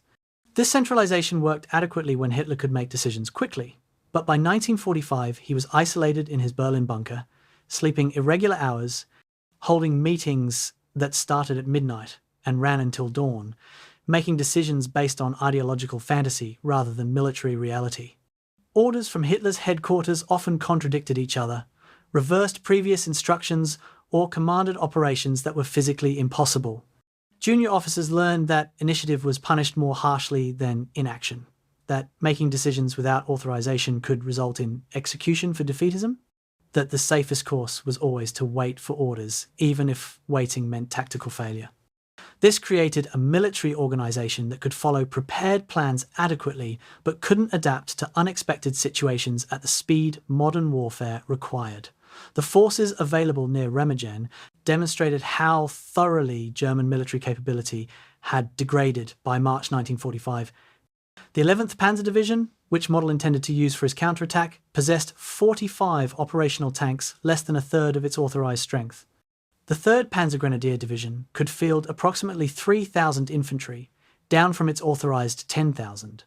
Panzerlehr Division, once an elite formation, now consisted of scattered battalion-sized remnants with no heavy equipment. These weren't fighting units in any meaningful sense. They were collections of survivors, under-strength and under-equipped, led by officers who'd seen their commands destroyed and rebuilt multiple times. Held together by discipline and fear rather than esprit de corps or operational effectiveness. Committing them to counterattack at Remagen meant sending them into combat against American forces that were numerically superior, better supplied, and holding defensive positions. The attack might delay American exploitation of the bridgehead, but couldn't realistically recapture the bridge or restore the Rhine barrier. 0300 hours, March 8th. Hitler's headquarters transmitted 22 separate operational orders regarding Remagen, each signed by Hitler personally, many contradicting earlier orders in the same sequence. Order number 4 directed all available forces to counterattack immediately. Order number 7 forbade counterattack until artillery support could be properly coordinated. Order number 12 appointed a new commander for the Remagen sector. Order number 16 relieved that commander and appointed someone else. Order number 19 demanded the bridge be destroyed by air attack. Order number 22 prohibited air attacks because they might damage the bridge, which Hitler now decided should be recaptured intact so German forces could use it for future offensive operations. Staff officers receiving these orders recognized them as fantasy commands issued by someone who'd lost touch with military reality. But nobody dared say this aloud because questioning Hitler's orders was treated as treason. They filed the orders, acknowledged receipt, and quietly tried to execute whatever seemed least impossible while ignoring the rest. Model reviewed the situation at 0400 hours and understood with cold clarity that Remagen was already lost. The bridge stood, Americans controlled it, and German forces lacked the capability to retake it by counterattack or destroy it by bombardment. The best outcome he could achieve was delaying American exploitation of the bridgehead long enough for other German forces to retreat across the Rhine and establish new defensive positions deeper inside Germany. But achieving even this limited objective required freedom to maneuver forces, authority to order withdrawals, and permission to abandon defensive positions that were already bypassed. Hitler's standing orders forbade all three.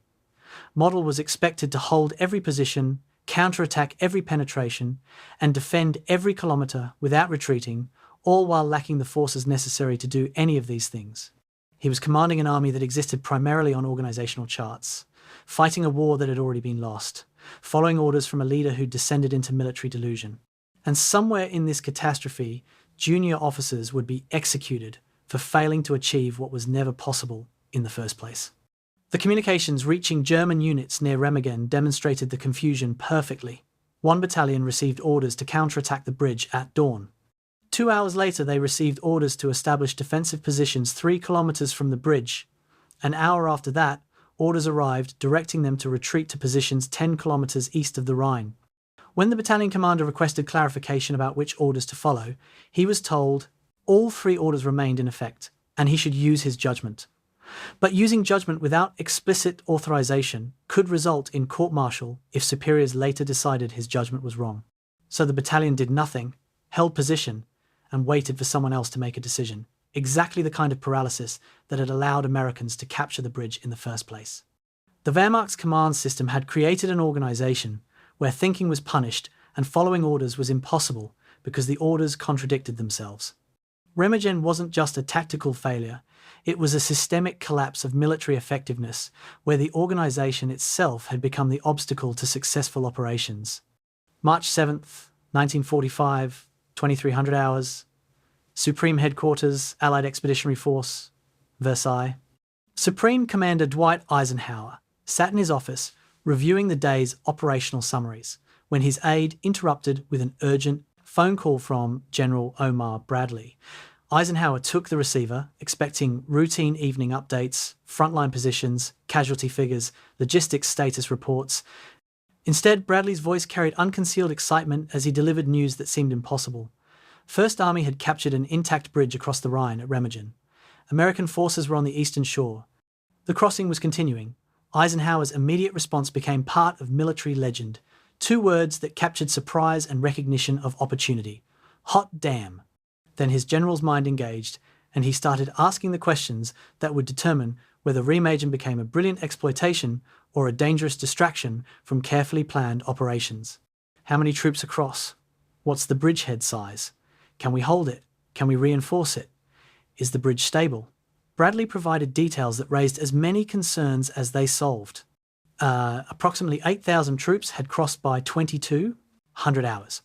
But the bridge was damaged, and engineers estimated it might collapse within days. The bridgehead was small, perhaps 1,000 metres deep, vulnerable to German counterattack. Only light vehicles had crossed so far. Tanks were attempting, but the bridge's structural integrity was questionable.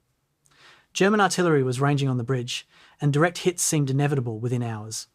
Intelligence estimated German forces in the area were disorganised, but included at least 2 panzer divisions within striking distance.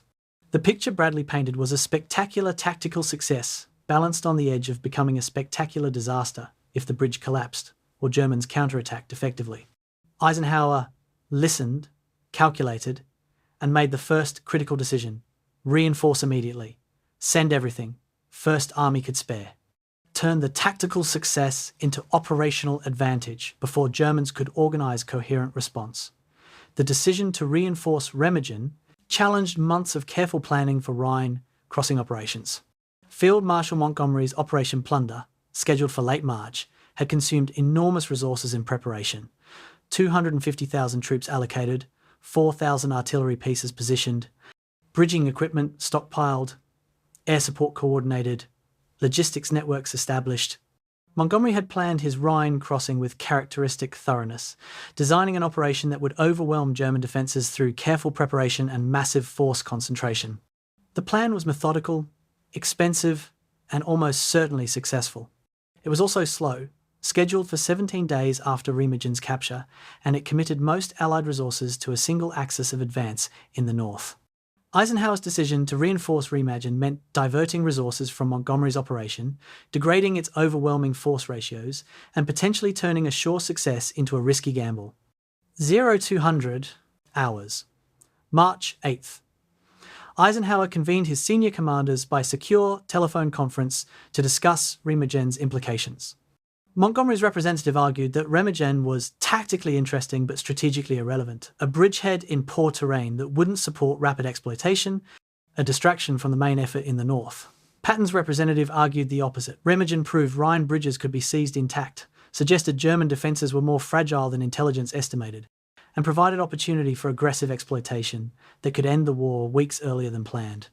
Bradley sat between these positions, arguing for reinforcing Remagen without abandoning Operation Plunder, essentially doubling down on both operations simultaneously.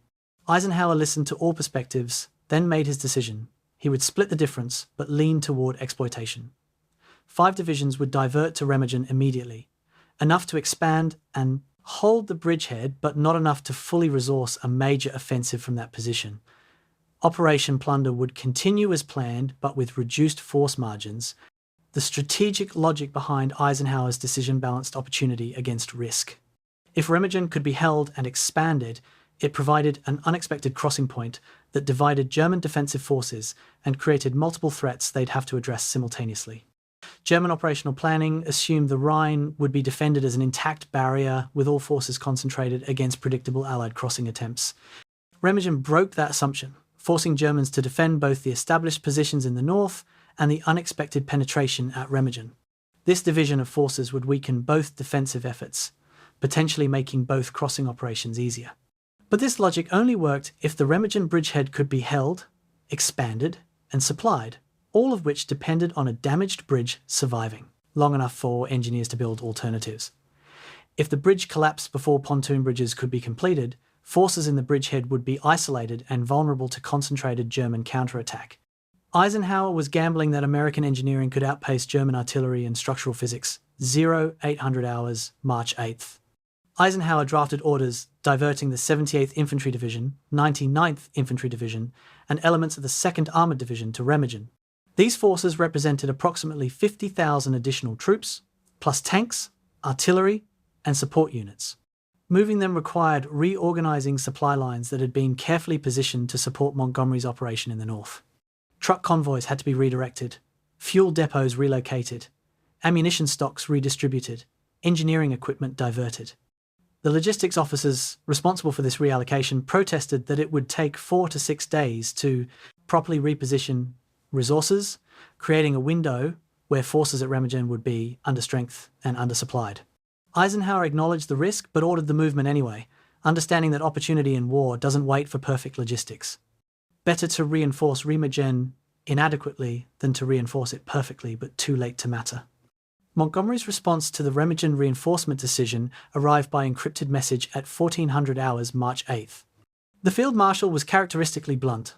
Diverting forces from Operation Plunder was strategically unsound, operationally risky, and would delay the war's conclusion rather than hasten it. He argued that Remagen's poor terrain made it unsuitable for exploitation toward Germany's industrial heart, that supply difficulties would limit offensive operations from that bridgehead, and that maintaining 2 major crossing operations simultaneously would strain Allied logistics beyond capacity. Montgomery's assessment wasn't wrong. His criticisms identified real problems with Eisenhower's decision.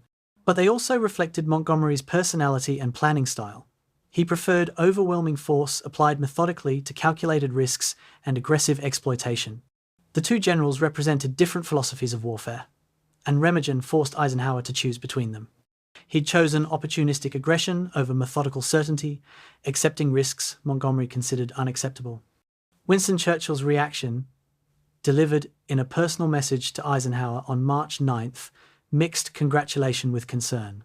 The Prime Minister celebrated Remagen as proof of Allied superiority and German collapse, exactly the kind of dramatic tactical success that would play well in press coverage and bolster home front morale. But Churchill also understood the strategic implications. If Remagen became the main axis of Allied advance, American forces would reach Berlin before British forces. The Prime Minister had spent months trying to ensure British forces would play a major role in defeating Germany, partly for military reasons, but mostly for post-war political positioning. Remagen threatened to sideline British forces into a supporting role while Americans delivered the decisive blows. Churchill's message to Eisenhower praised the tactical success while urging continued support for Montgomery's operation, the kind of diplomatic language that meant, please don't let Americans win the war without. The supply challenge created by Remagen illustrated the logistical complexity of modern warfare. Allied forces in March 1945 consumed approximately 15,000 tons of supplies, daily fuel, ammunition, food, medical supplies, spare parts, and thousands of other items necessary to keep armies functioning. This material moved from ports in France and Belgium through a network of roads, railroads, and depots that had been carefully organized to support operations along expected axes of advance. Remagen wasn't on any expected axis, which meant supplies had to be diverted from planned routes and redirected to an unanticipated destination. The distance wasn't enormous. Remagen sat perhaps 150 kilometers from major Allied supply bases, but moving 15,000 tons per day over even short distances required thousands of trucks, hundreds of train cars, and elaborate traffic control. Logistics officers calculated that supporting a major offensive from Remagen would require diverting 400 trucks per day from other operations, straining the supply system enough to potentially limit operations elsewhere on the front. By March 10th, 72 hours after the bridge's capture, Eisenhower's gamble was showing signs of success. The bridgehead had expanded to 5 miles deep and 8 miles wide, containing approximately 50,000 American troops. German counterattacks had been repulsed with heavy German casualties and minimal American losses. The bridge still stood despite German artillery fire and one V-2 rocket attack that missed by 300 meters. Engineer units were constructing 2 pontoon bridges parallel to the damaged Ludendorff Bridge, with completion expected within 48 hours. Intelligence reports indicated German forces in the area were disorganized, retreating piecemeal rather than forming coherent defensive lines. The tactical situation suggested opportunity for exploitation, pushing east from Remagen toward the Ruhr industrial region, potentially trapping German forces between 1st Army advancing from Remagen and 9th Army crossing in the north during Montgomery's operation. Eisenhower authorized planning for this exploitation while maintaining public support for Operation Plunder, a delicate balance between two operations that were beginning to compete for resources rather than complement each other. The long-term debate about Remagen's strategic significance began almost immediately and continues among military historians. Did capturing the bridge shorten the war by weeks, as Eisenhower claimed in his memoirs? Or was it a tactically spectacular but strategically marginal event that achieved little more than Montgomery's planned crossing would have accomplished? The evidence supports both interpretations depending on which metrics matter. Remagen undoubtedly accelerated First Army's advance east of the Rhine by 17 days compared to waiting for Montgomery's operation. Those 17 days translated into territory captured and German forces unable to establish defensive positions.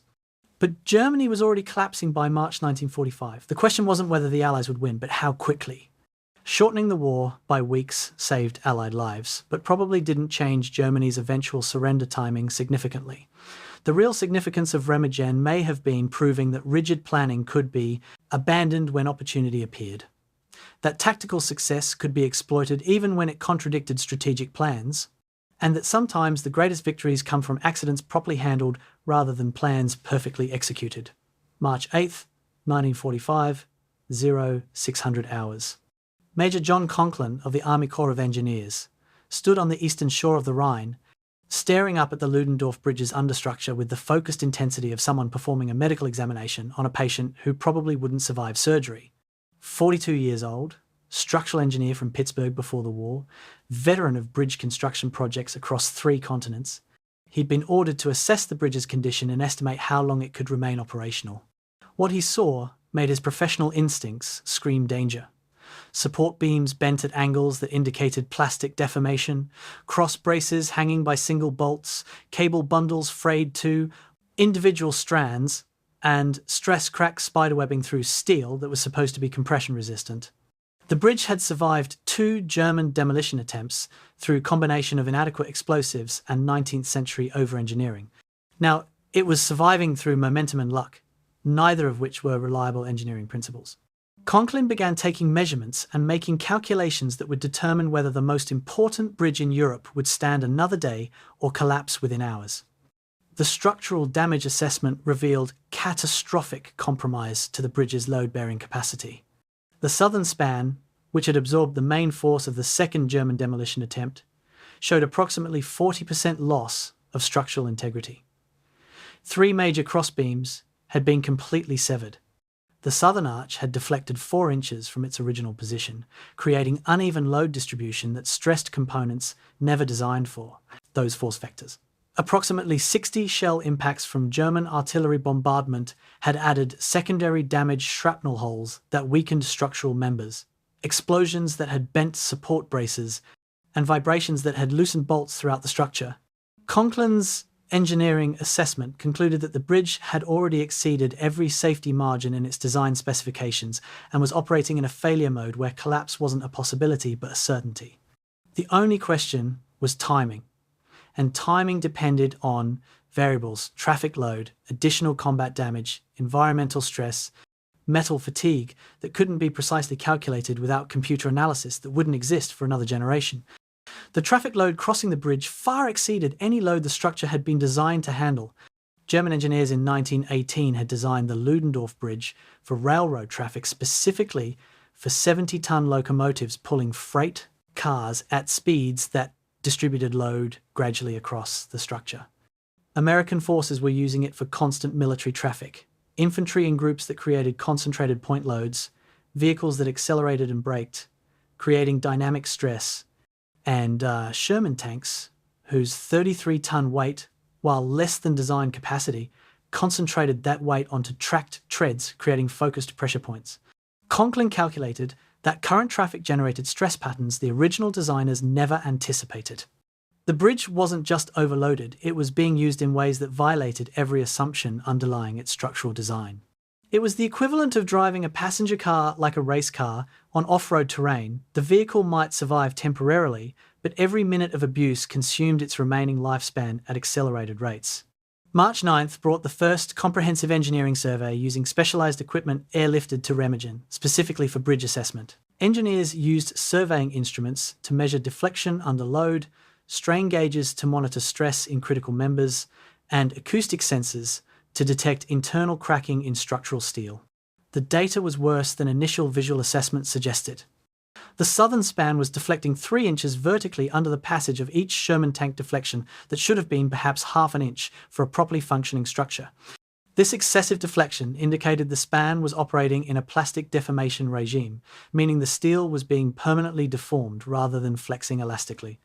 Once steel transitions from elastic to plastic deformation, failure becomes inevitable because the material has exceeded its yield strength and is now permanently weakened. Engineers watching the measurements come in understood they were watching a slow-motion structural collapse that would conclude when accumulated damage exceeded the structure's remaining capacity to distribute loads. They couldn't predict exactly when that would happen, but they could guarantee it would happen. The decision about how much traffic to allow across the damaged bridge created impossible dilemmas for commanders. Military necessity demanded moving as much equipment across as possible before the bridge collapsed. Engineering prudence demanded limiting traffic to prevent accelerating the collapse. These requirements contradicted each other absolutely. Every additional tank that crossed increased the bridgehead's defensive capability while also increasing the probability of catastrophic structural failure that would kill everyone on the bridge when it went down. General Hodges, commanding 1st Army, made the brutal calculation that tactical necessity outweighed safety concerns.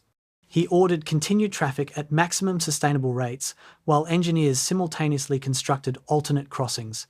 Soldiers crossing the bridge were not informed of the engineering assessments because informing them served no purpose except to demoralize troops whose mission required using the bridge regardless of its condition. The decision was pragmatic, arguably necessary. and haunted by the knowledge that commanders were deliberately sending soldiers across a structure engineers predicted would collapse. Pontoon bridge construction began on March 8th, but faced obstacles that delayed completion beyond initial estimates. The Rhine at Remagen flowed at approximately 3 meters per second during early March, fast enough to make anchoring pontoon bridges extremely difficult. Standard doctrine called for positioning pontoons at 40-meter intervals, creating a floating bridge that would flex with current and load while maintaining structural integrity. But the Rhine's current at Remagen exceeded doctrine specifications, requiring pontoons at 30-meter intervals and additional anchoring to prevent the bridge from washing downstream. This increased the number of pontoons required and complicated construction sequencing. Additionally, German artillery fire disrupted construction operations, forcing engineers to work during darkness when they couldn't be easily observed. The combination of technical challenges and enemy action meant pontoon bridges that should have been completed in 48 hours actually required 96 hours, 4 full days, during which all traffic depended on the damaged Ludendorff Bridge. March 10th revealed additional structural problems when engineers discovered that the bridge's stone piers, which supported the steel superstructure, had been damaged by the German demolition attempts.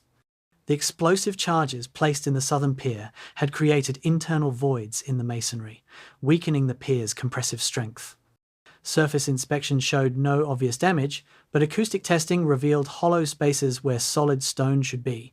The pier was effectively hollowed out, supporting the bridge's weight through an outer shell while the interior was compromised. This discovery added another failure mode to the engineers' growing list of concerns. Not only was the steel superstructure damaged, but the foundation supporting that superstructure was also compromised.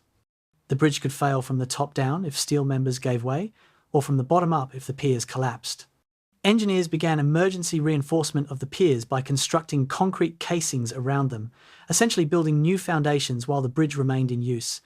The work proceeded 24 hours per day, construction crews operating under floodlights while traffic continued overhead, racing to complete reinforcement before structural failure occurred. The German artillery bombardment intensified as German forces realized they couldn't recapture the bridge but might be able to destroy it through sustained fire. 105mm and 150mm guns positioned on the eastern heights poured approximately 1,000 shells toward the Remagen area between March 9th and March 15th. Approximately 30 rounds achieved direct hits on the bridge structure itself, creating additional damage that accumulated with each impact.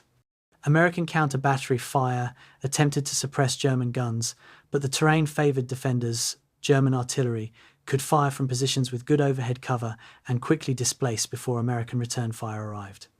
The duel between German artillery trying to collapse the bridge and American engineers trying to keep it standing created a race where every hour mattered. Each shell that hit the bridge consumed some portion of its remaining structural capacity. Each successful repair bought additional time. The mathematics of structural failure suggested the bridge would eventually lose this race, but the question remained whether it would survive long enough for alternate crossings to become operational. By March 13th, engineers had installed 11 steel pylons driven into the Rhine riverbed beneath the southern span, creating supplemental support that might prevent catastrophic collapse even if the original structure failed. The pylons, each weighing approximately 2 tons, were driven through the riverbed's gravel layer into bedrock using pile-driving equipment operated from boats. The work was dangerous. Crews working on the water were exposed to German artillery fire and had to contend with the Rhine's strong current and cold water temperature. 2 engineers drowned during pylon installation when their boat capsized in the current. 3 more were wounded by artillery shrapnel.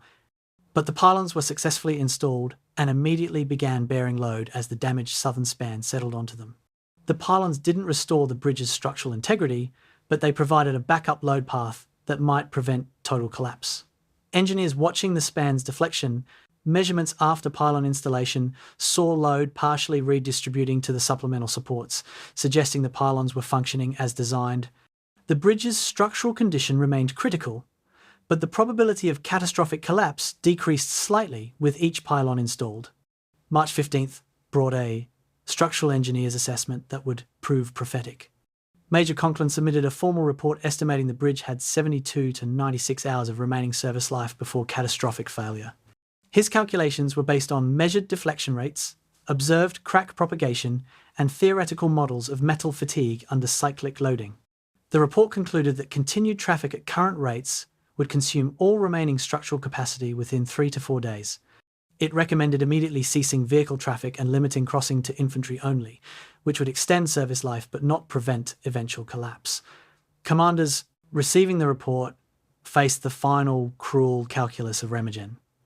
They could preserve the bridge slightly longer by reducing traffic, but reducing traffic would slow reinforcement of the bridgehead at exactly the moment when German forces were preparing their largest counterattack. The decision was made to maintain traffic rates because the tactical situation demanded it, accepting that this would accelerate the bridge's collapse. The Ludendorff Bridge would stand as long as it could, then it would fall, and soldiers would die in its collapse. This wasn't a failure of engineering or a mistake in judgment. It was simply the mathematical conclusion of decisions made under the impossible constraints of combat, where every choice traded one form of death for another. March 8th, 1945, 0800 hours. Colonel Hans-Georg von Boeselager received orders that defied both military logic and physical possibility. Attack across open terrain toward American positions at Remagen with understrength battalions, inadequate artillery support, and fuel enough for perhaps 20 kilometers of movement. His 11th Panzer Division possessed 45 operational tanks, down from authorized strength of 190, and approximately 4,000 soldiers scattered across 3 battalion-sized formations that bore little resemblance to proper military units. Von Boeselager was a professional soldier, not a Nazi true believer, survivor of the Eastern Front, where he'd learned that suicidal attacks achieved nothing except creating casualties. He understood the orders he'd received would send his men into battle against a fortified American position backed by artillery, air support, and reinforcements that were arriving hourly. He also understood that refusing orders meant execution for defeatism. So he planned an attack he knew would fail, organized forces that were inadequate for the mission, and prepared to lead soldiers into combat where their deaths would accomplish nothing except satisfying Hitler's demand for action. The German force structure around Remagen by March 8th resembled a bureaucratic nightmare more than a military organization. 5 separate division-level headquarters claimed authority over forces in the area: 11th Panzer Division, 3rd Panzer Grenadier Division, 9th Panzer Division, 106th Panzer Brigade, and remnants of the 53rd Corps. These divisions shared no common command, coordinated through messages passed between headquarters that were often out of communication and competed for scarce resources rather than cooperating toward common objectives. Artillery support was promised by 3 different artillery battalions, but none of them had sufficient ammunition stockpiles for sustained bombardment. Luftwaffe air support was authorized, but the air units had no aviation fuel. SS units in the area reported directly to separate command chains that didn't coordinate with Wehrmacht operations. The organizational chart showed impressive force levels, but the reality was fragments of defeated formations that couldn't mass effectively or coordinate operations at tempo modern combat required. March 8th to March 10th saw piecemeal German attacks that demonstrated all the weaknesses of uncoordinated operations. The 11th Panzer Division's 1st Battalion attacked at 0800 on March 8th, advancing toward the Remagen Bridgehead with 18 tanks and approximately 600 infantry. American forces, now reinforced to division strength with artillery support, engaged the Germans at 1,500 meters with direct fire from tank destroyers and indirect fire from 105mm howitzers. The German attack penetrated approximately 800 meters before stalling under overwhelming firepower. Casualties were severe, 9 tanks destroyed, approximately 200 soldiers killed or wounded, and the attack gained nothing, except identifying American defensive positions. 6 hours later, the 11th Panzer's 2nd Battalion attacked a different sector, having received no briefing on the first attack's results and lacking coordination with forces that had attacked earlier. They encountered similar defensive fire, took similar casualties, achieved similar lack of results. The attacks continued this way, individual battalions attacking without coordination, suffering high casualties, accomplishing nothing because German command structure couldn't synchronize operations at speeds that would have massed forces effectively. March 10th brought the most intense ground combat when German forces managed to coordinate 3 battalion-level attacks hitting the bridgehead simultaneously from different directions. This was closer to proper military doctrine, fixing American forces on multiple sectors, preventing them from reinforcing threatened points, creating opportunities for penetration. The attacks achieved initial success, with German forces penetrating to within 800 meters of the bridge itself before American artillery stopped them. The artillery response demonstrated what massed firepower could accomplish.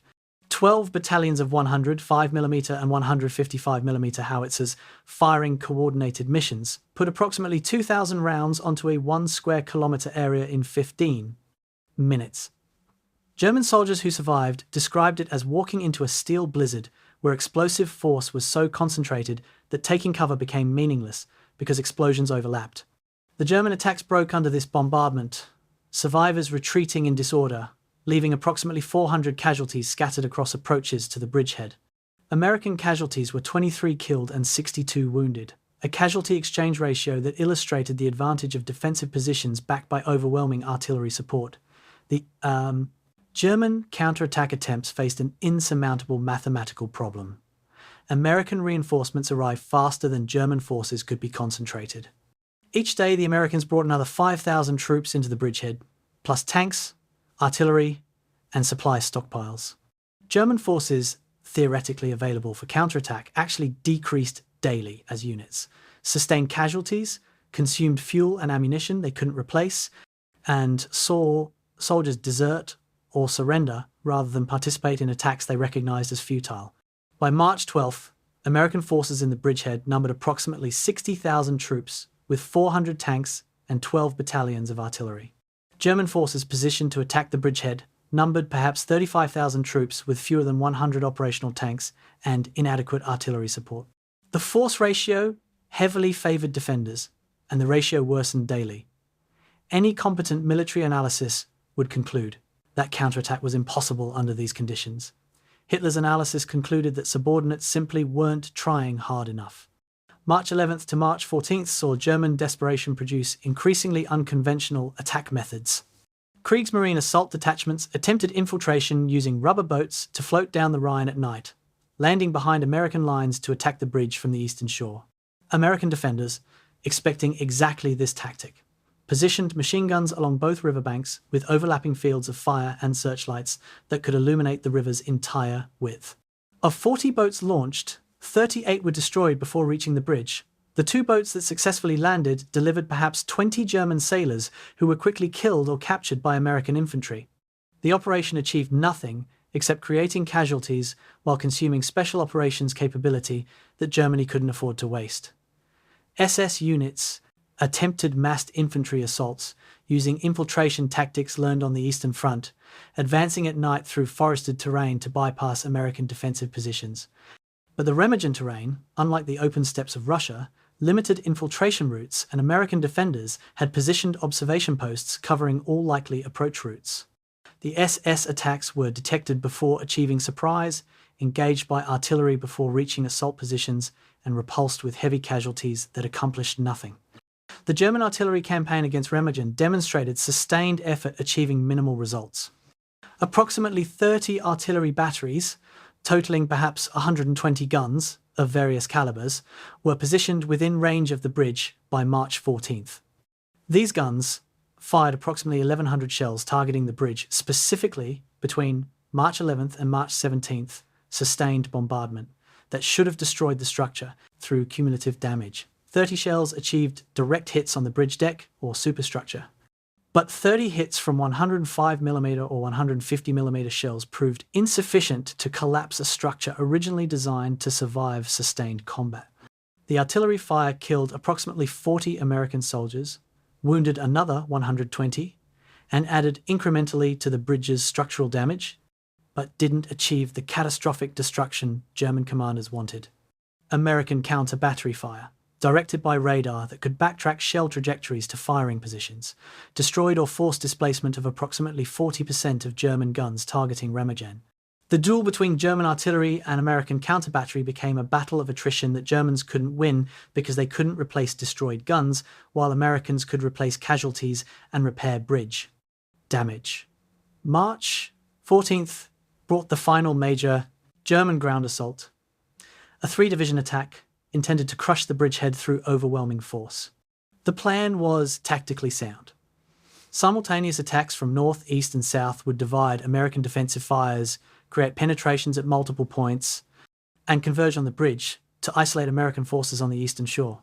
The execution failed because 3 divisions meant 3 very different things in March 1945 than it meant in 1939. The 11th Panzer Division committed 28 operational tanks. The 3rd Panzer Grenadier Division fielded approximately 3,000 infantry. The 9th Panzer Division contributed 2 understrength battalions that had been scraped together from survivor units. The combined force was perhaps equal to 1 full-strength division from earlier in the war, attacking against 5 American divisions in prepared positions. The attacks began at 0600 and were broken by 0900. German casualties exceeded 2,000 killed and wounded. American casualties were 411. The Bridgehead didn't contract.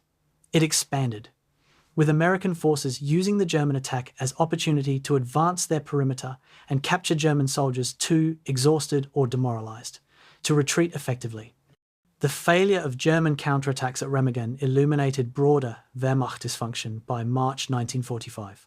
Individual German soldiers often fought skillfully and courageously, demonstrating tactical competence and personal valor, but their efforts were embedded in a system that couldn't support them effectively. Higher headquarters issued orders based on fantasies rather than capabilities. Supply systems couldn't deliver ammunition or fuel to units that needed them. Medical services couldn't evacuate wounded. Communications broke down regularly, leaving units isolated without orders or information. Officer corps was decimated by years of casualties, leaving inexperienced commanders making critical decisions. An overall strategic direction came from Hitler, who descended into military delusion where defeats were always explained by subordinate failure rather than systemic weakness. German soldiers at Remagen were asked to accomplish impossible missions with inadequate resources under incompetent leadership, and when they inevitably failed, they were blamed for lack of will rather than lack of possibility. The counterattacks failed not because German soldiers weren't brave or capable, but because bravery and capability couldn't overcome the accumulated dysfunctions of a military organization collapsing under the weight of its own failures. By March 15th, German forces around Remagen transitioned from counterattack to containment, acknowledging implicitly that retaking the bridge was impossible, but hoping to prevent American breakout from the bridgehead. This more modest objective was achievable in theory: establish defensive positions surrounding the bridgehead, prevent American expansion, and hold until higher headquarters organize proper counteroffensive or authorize general withdrawal. But even this limited objective exceeded German capabilities because establishing coherent defensive lines required resources that didn't exist. Units arrived at assigned positions to discover terrain already abandoned by forces supposed to be holding it. Defensive positions that looked strong on maps turned out to be lightly held by understrength companies with no support weapons. Attempts to coordinate artillery fire revealed that gun batteries had been destroyed or displaced without informing headquarters. The German defensive line around Remagen existed primarily as lines on situation maps rather than physical force on the ground. American reconnaissance patrols discovered they could push several kilometers beyond official bridgehead boundaries without encountering serious resistance, revealing that German containment was illusory. The Remagen bridgehead had evolved from vulnerable toehold to established position to springboard for offensive operations, and German forces lacked capability to prevent any of these transitions. March 15th, 1945, 0600 hours. Colonel John Leonard, commanding the 9th Armoured Division's Combat Command A, briefed his battalion commanders on orders that marked a fundamental shift in the Remagen operation. Stop defending the bridgehead and start attacking out of it. The bridgehead had expanded to 20 miles wide and 8 miles deep, containing 4 full divisions with complete artillery support and supply lines operating efficiently despite the damaged bridge. German counterattacks had failed so comprehensively that intelligence indicated Wehrmacht forces surrounding Remagen were retreating rather than reinforcing. The moment had arrived to transition from defensive consolidation to offensive exploitation, to use the bridgehead not as an isolated position to be held, but as a launch pad for armoured thrusts deep into German territory. Leonard's command would attack east toward the Autobahn network, cutting main supply routes and preventing German forces from establishing coherent defensive positions. It was the kind of mission armoured formations, trained for deep penetration, rapid advance, disruption of enemy rear areas. After 8 days of grinding positional warfare around the bridgehead, they were finally being released to do what tanks were designed for. The operational concept for breaking out from Remagen exploited German weakness rather than attacking strength. Intelligence had identified a 15-kilometre gap between German forces north of the bridgehead and separate forces to the south, a gap that should have been filled by reserves, but wasn't because reserves didn't exist. Combat Command A would attack through this gap at 0800, advancing in two parallel columns to maximize speed while maintaining mutual support. Objectives were defined by geography rather than enemy positions. Advance to the Autobahn, establish blocking positions to interdict German retreat routes, then push another 10 kilometers east to link with First Army forces that were simultaneously breaking out from positions north of Remagen. The plan assumed minimal German resistance once the initial attack penetrated through the thin defensive crust surrounding the bridgehead. This assumption, which would have been dangerously optimistic earlier in the war, now reflected reality. Wehrmacht forces in the Remagen area were collapsing, not fighting. 0800 hours. American tanks rolled out of their assembly areas and immediately encountered terrain that military planners had insisted made Remagen unsuitable for armoured warfare. The area east of Remagen featured rolling hills, narrow valleys, and limited road networks, exactly the kind of terrain doctrine said armoured units should avoid. But doctrine assumed defenders would use this terrain to their advantage, establishing strongpoints on commanding terrain and channeling attacks into prepared kill zones. The Wehrmacht wasn't doing this because they lacked the forces to defend everywhere simultaneously. American tank columns advanced through valleys that should have been death traps and found them undefended. They climbed hills that should have been fortified strongpoints and encountered only scattered rifle fire that couldn't stop armoured vehicles. The terrain that looked problematic on maps proved manageable in reality when the enemy lacked forces to exploit it defensively. Within 2 hours, lead elements had advanced 4 miles, exceeding their phase line objectives ahead of schedule. The speed of the American advance disrupted German defensive planning faster than Wehrmacht headquarters could respond. German operational maps from March 15th showed defensive lines that existed primarily as staff, planning artifacts rather than physical forces. Units assigned to hold these lines either hadn't arrived, had been destroyed in earlier fighting, or had retreated without authorization when they recognized their positions were untenable. Staff officers briefed field commanders on defensive situations that bore no relationship to reality, creating surreal situations where German units received orders to link with neighbouring forces that didn't exist, defend positions that were already overrun, or counterattack American advances that had already passed their location. The command system was still functioning in the sense that orders were being issued and transmitted, but the orders bore no connection to actual battlefield conditions. German forces on the ground operated increasingly independently, making tactical decisions based on immediate circumstances rather than higher headquarters guidance, because higher headquarters was issuing fantasy orders for a battle that wasn't happening. By mid-afternoon on March 15th, American forces had advanced 8 miles, creating a penetration that fractured German defensive coherence throughout the entire Remagen sector. This advance created psychological effects beyond its tactical significance. German soldiers who'd been told the American bridgehead was contained and would soon be destroyed discovered American tanks suddenly appearing 10 miles from the Rhine, indicating catastrophic defensive failure. Entire units broke and retreated without fighting because the alternative was being surrounded and destroyed. Officers attempting to organize defensive stands found their soldiers unwilling to risk death for positions that higher command had already abandoned in practice, if not in orders. The Wehrmacht's defensive front didn't crack in a single dramatic breakthrough. It dissolved in multiple simultaneous small unit failures where soldiers chose survival over orders because the orders had become divorced from possibility. March 16th brought the operational development that transformed Remagen from tactical success to strategic victory. First Army's forces advancing from positions north of the bridgehead linked with forces attacking out of Remagen itself, creating a 40-mile wide penetration east of the Rhine. This link-up wasn't a carefully coordinated operation planned weeks in advance. It emerged organically as adjacent units advancing in the same direction eventually met.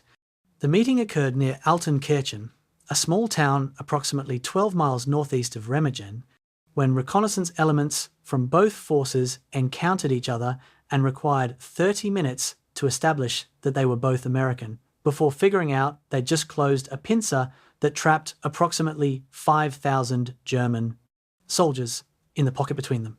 These trapped forces surrendered over the next 48 hours in battalion-sized groups, overwhelming American prisoner processing capabilities and creating scenes where German officers sought out American commanders to formally surrender units that had ceased to exist as functional fighting formations. The Bridgehead's expansion statistics illustrated the operational tempo American forces achieved once released from defensive operations. March 7th, 1,000 meters deep.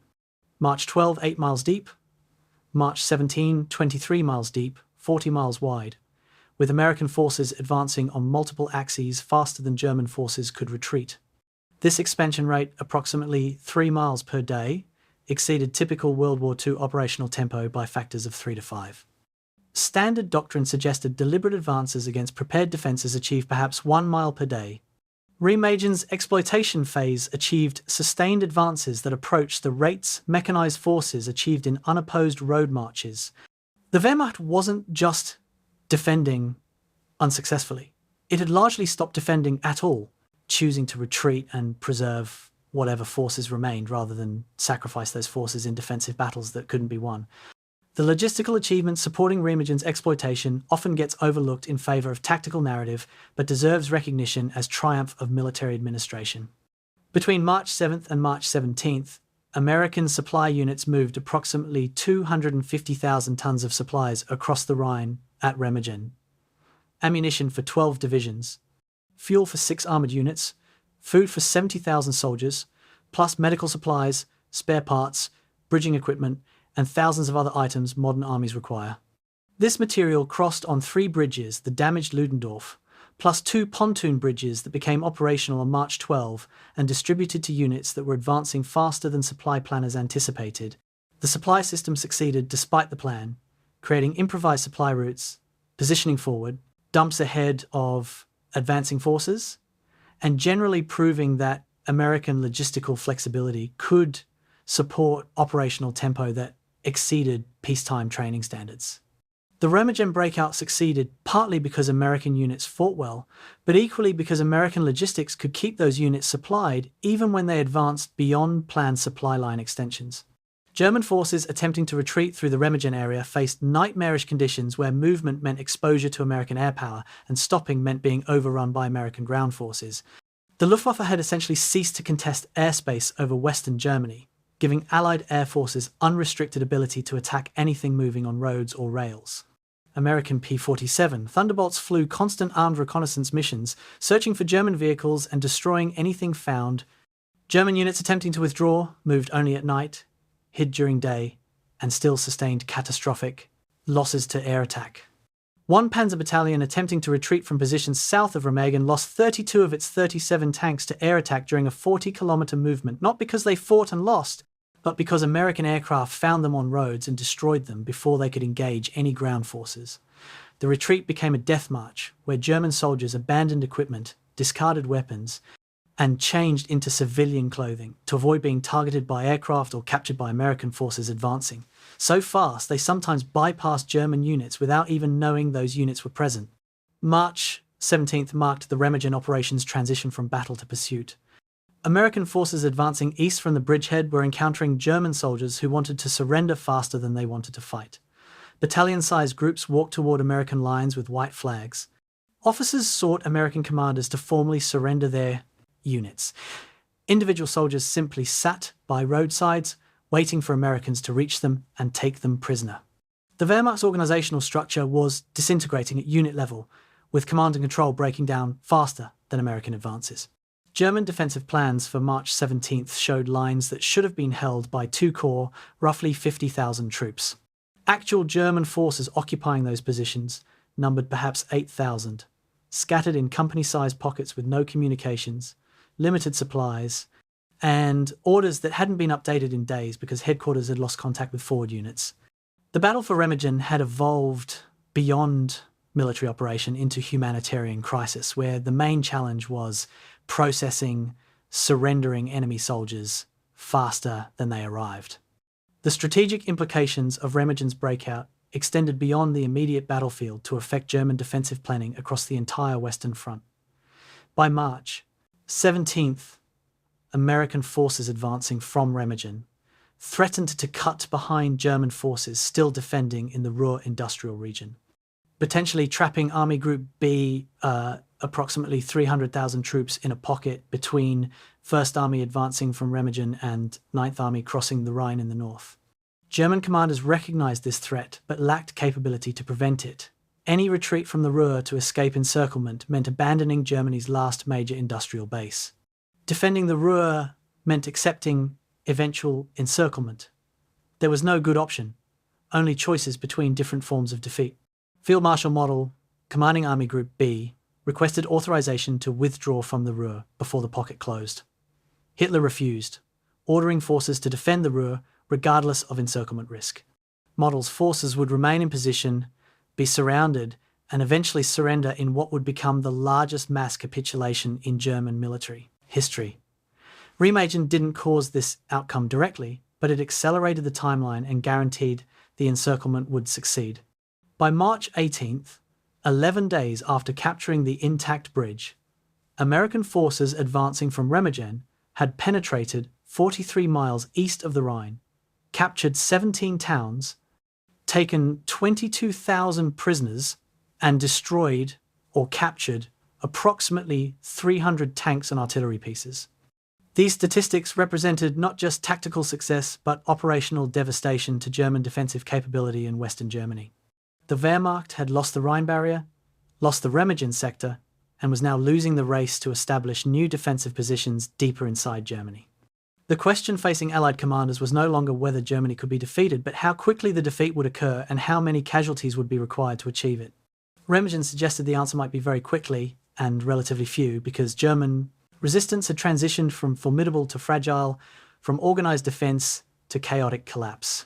The bridge nobody wanted had opened a door that couldn't be closed, creating an opportunity that American forces exploited beyond anyone's initial expectations.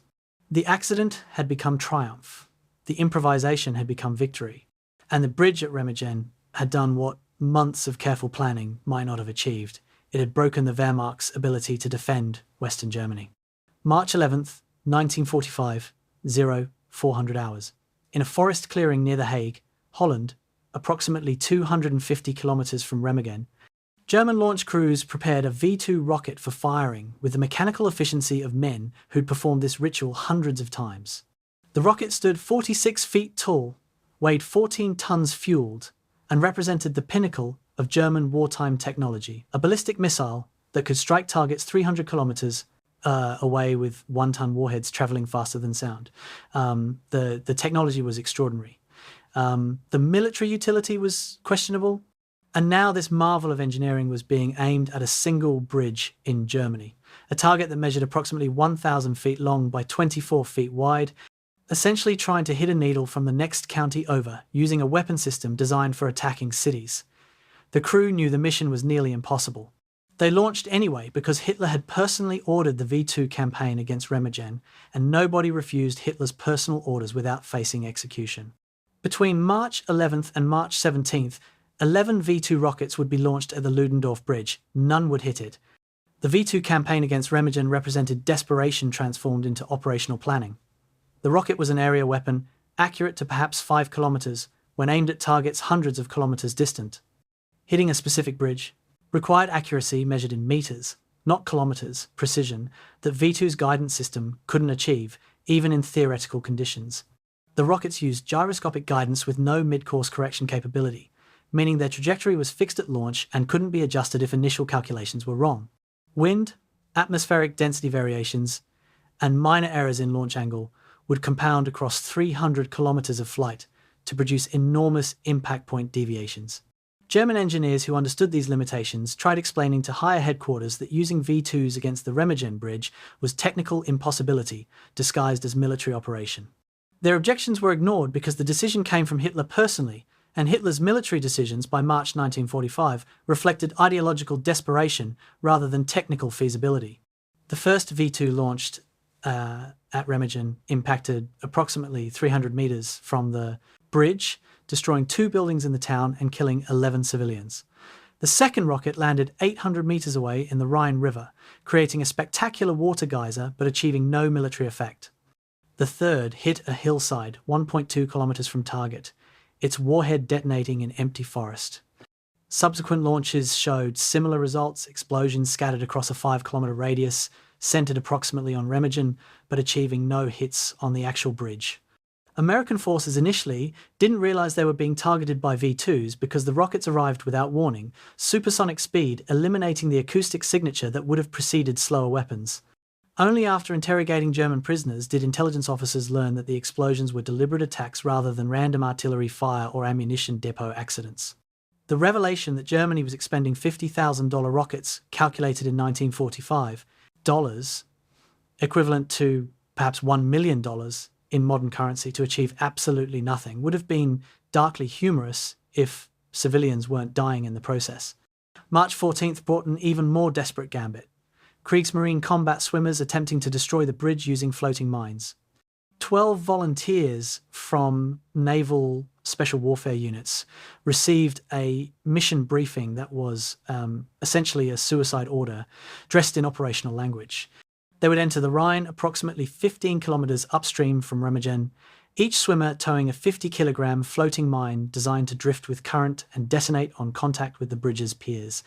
The plan assumed swimmers could navigate downstream in darkness, avoid American observation posts, release their mines at precise points where current would carry them into the bridge, and then somehow escape before the mines detonated. The operational planning was thorough.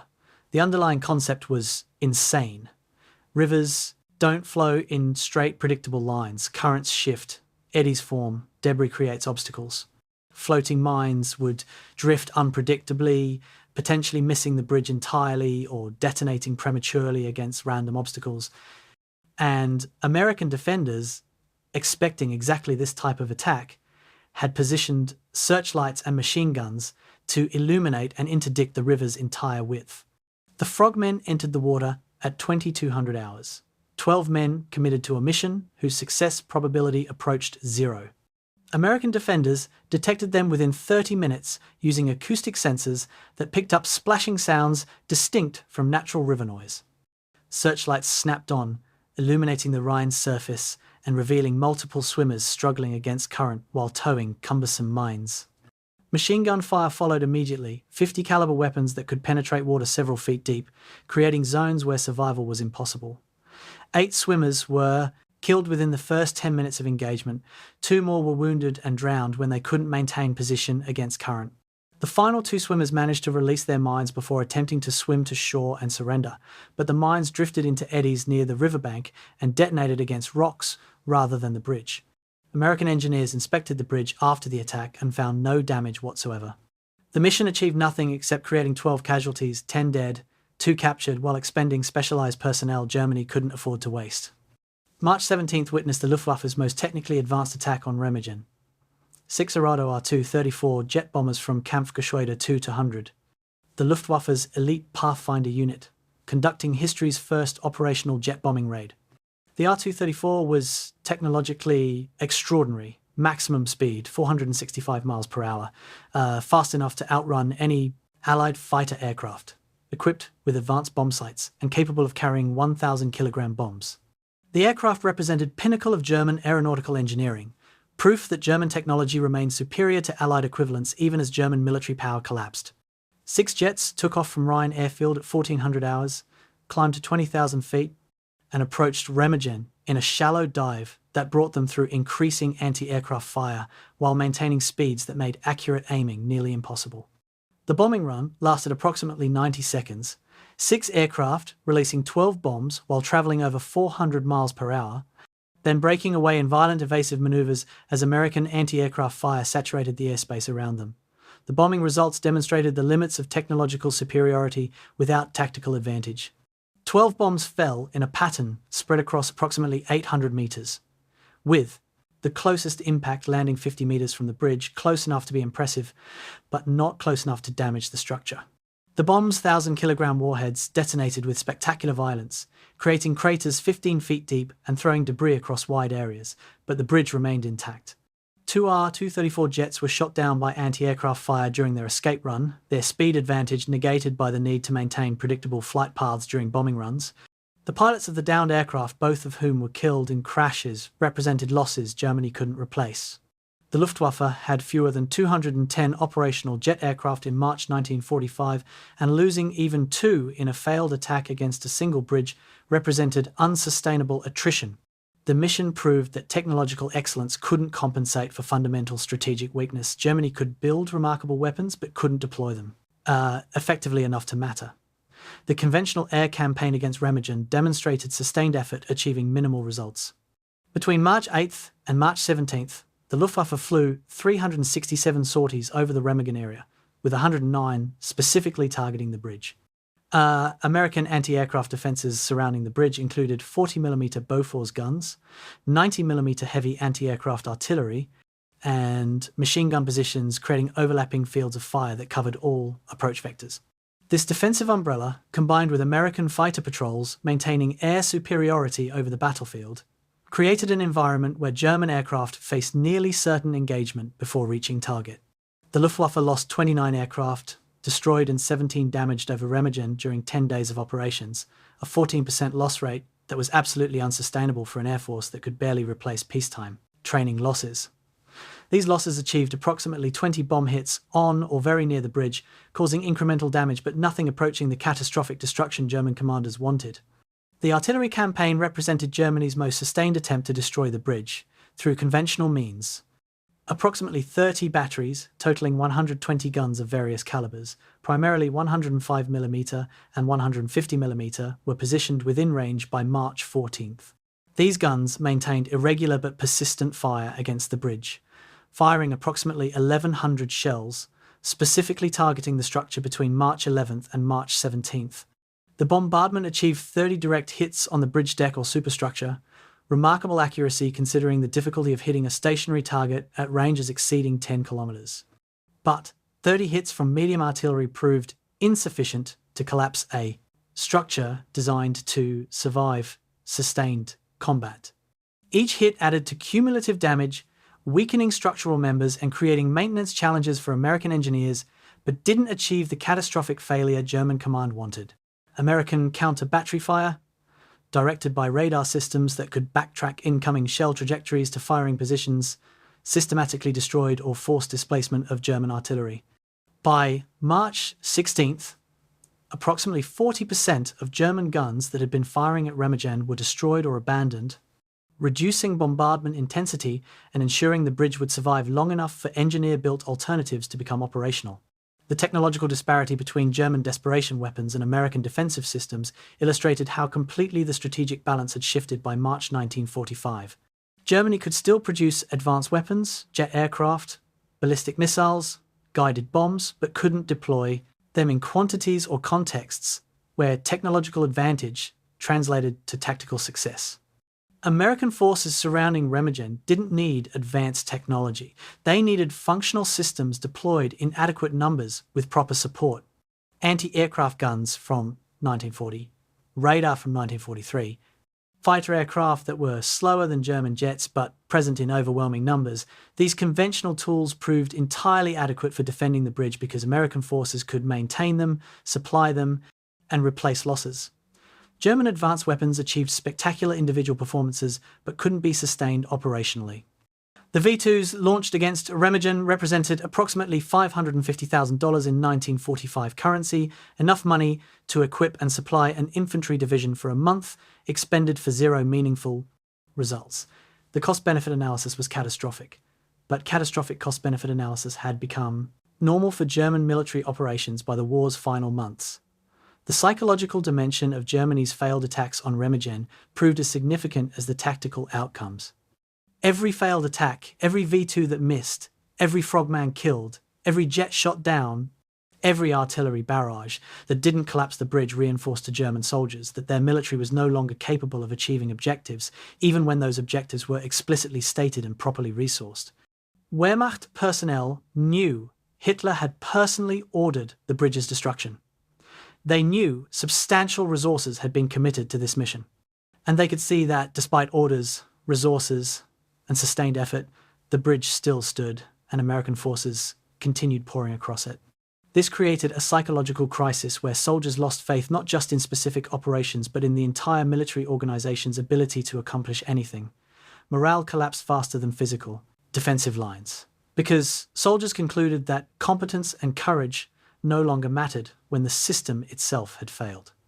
The bridge at Remagen became symbol of German military impotence, proof that technological sophistication and individual bravery couldn't overcome systemic dysfunction and strategic bankruptcy. By March 17th, German forces had expended 11 V2 rockets, 12 combat swimmers, 6 jet bombers, 29 conventional aircraft, and 48 artillery pieces in attempts to destroy the Ludendorff Bridge. These resources represented thousands of man-hours of training, millions of Reichsmarks of equipment, and irreplaceable specialized personnel.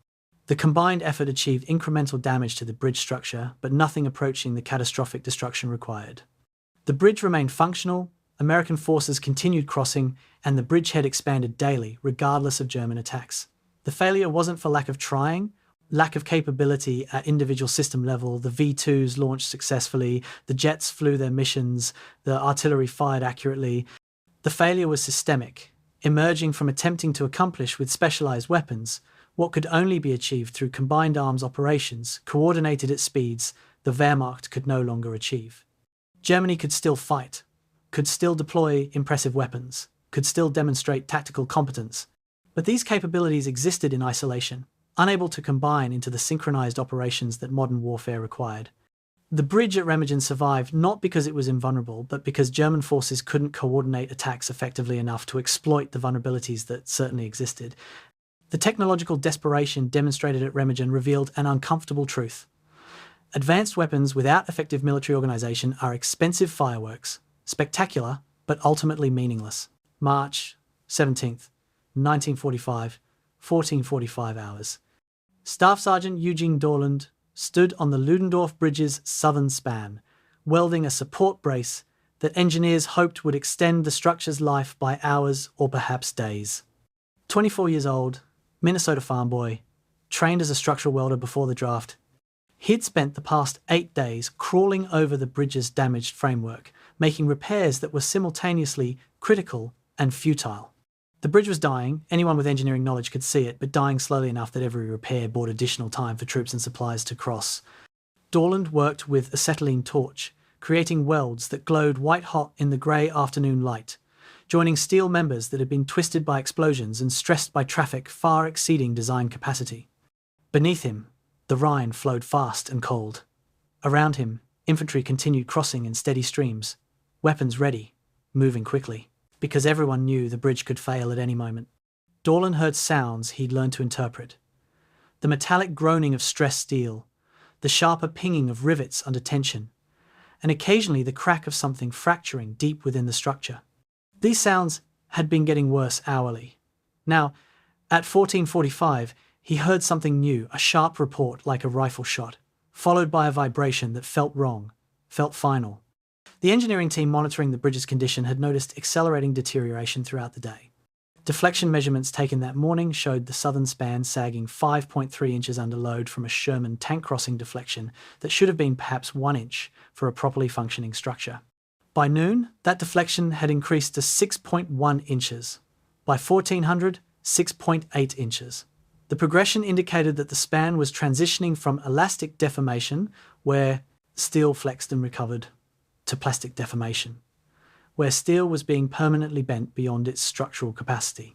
Major Conklin had submitted an urgent report at 1300 recommending immediate cessation of all vehicle traffic and limitation of crossing to infantry only. The report was received, acknowledged, and effectively ignored because tactical necessity demanded continued heavy traffic. 3 more Shermans had crossed between 1300 and 1400. Another was on the bridge at 14:45 when the first structural member failed, 14:57 hours. Sergeant Dorland heard the cracking sound intensify, looked up from his welding work, and saw something that froze him momentarily. The bridge's deck was visibly flexing, moving in ways that suggested forces far exceeding normal tolerances. He dropped his torch, grabbed the bridge's side rail, and started screaming at infantry crossing near his position to get off the bridge, immediately. Some soldiers heard him and started running toward the eastern shore. Others, deafened by engine noise and artillery fire in the distance, kept walking. The Sherman tank on the span's midpoint accelerated, its commander sensing something wrong even if he couldn't identify what. Engineers positioned on both shores watched instruments that measured deflection and saw numbers climbing past any values they'd previously recorded. And throughout the structure, stress steel began failing in a cascading sequence where each fracture increased load on adjacent members, creating a progressive collapse that no engineering intervention could stop. 1500 hours, 17 seconds, the southern arch gave way. The failure began at the pier where German demolition charges had hollowed out the stone foundation, creating internal voids that finally collapsed under accumulated stress.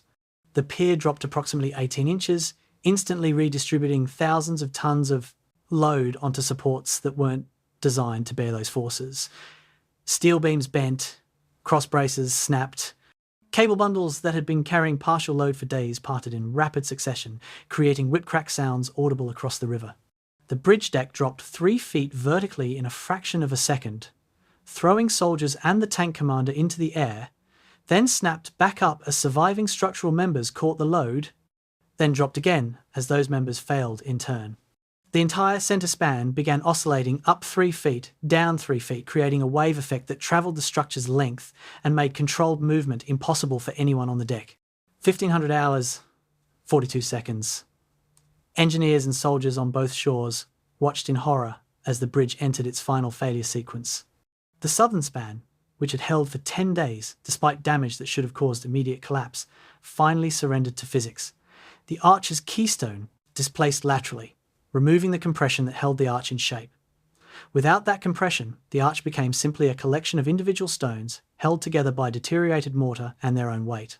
It came apart in sections, dropping into the Rhine in a cascade that created spray visible from kilometres away. The steel superstructure, now unsupported at the southern pier, twisted as unbalanced forces torqued the framework.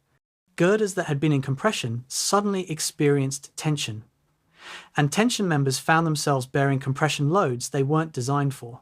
The structural failure propagated northward along the span at roughly walking speed, slow enough that observers could watch the collapse progress, fast enough that people on the bridge had no time to reach safety. 1500 hours, 51 seconds.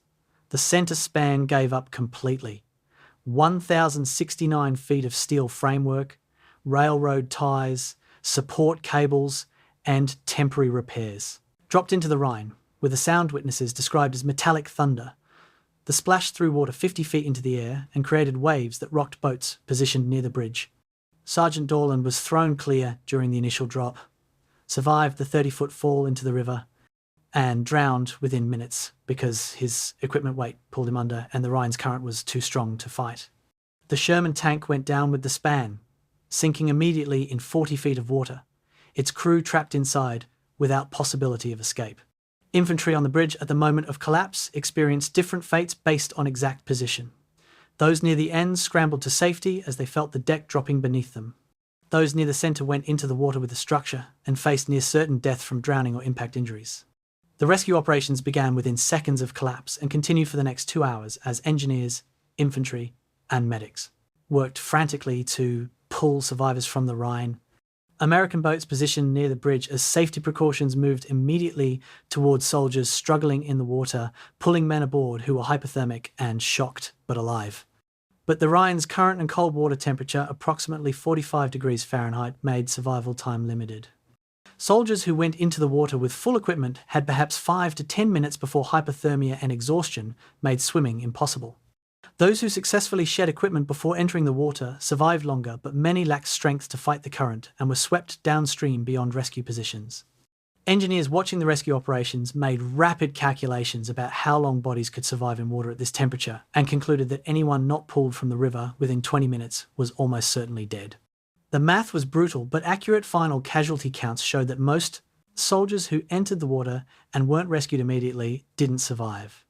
The immediate aftermath revealed a scene of devastation that shocked even veterans who'd seen extensive combat.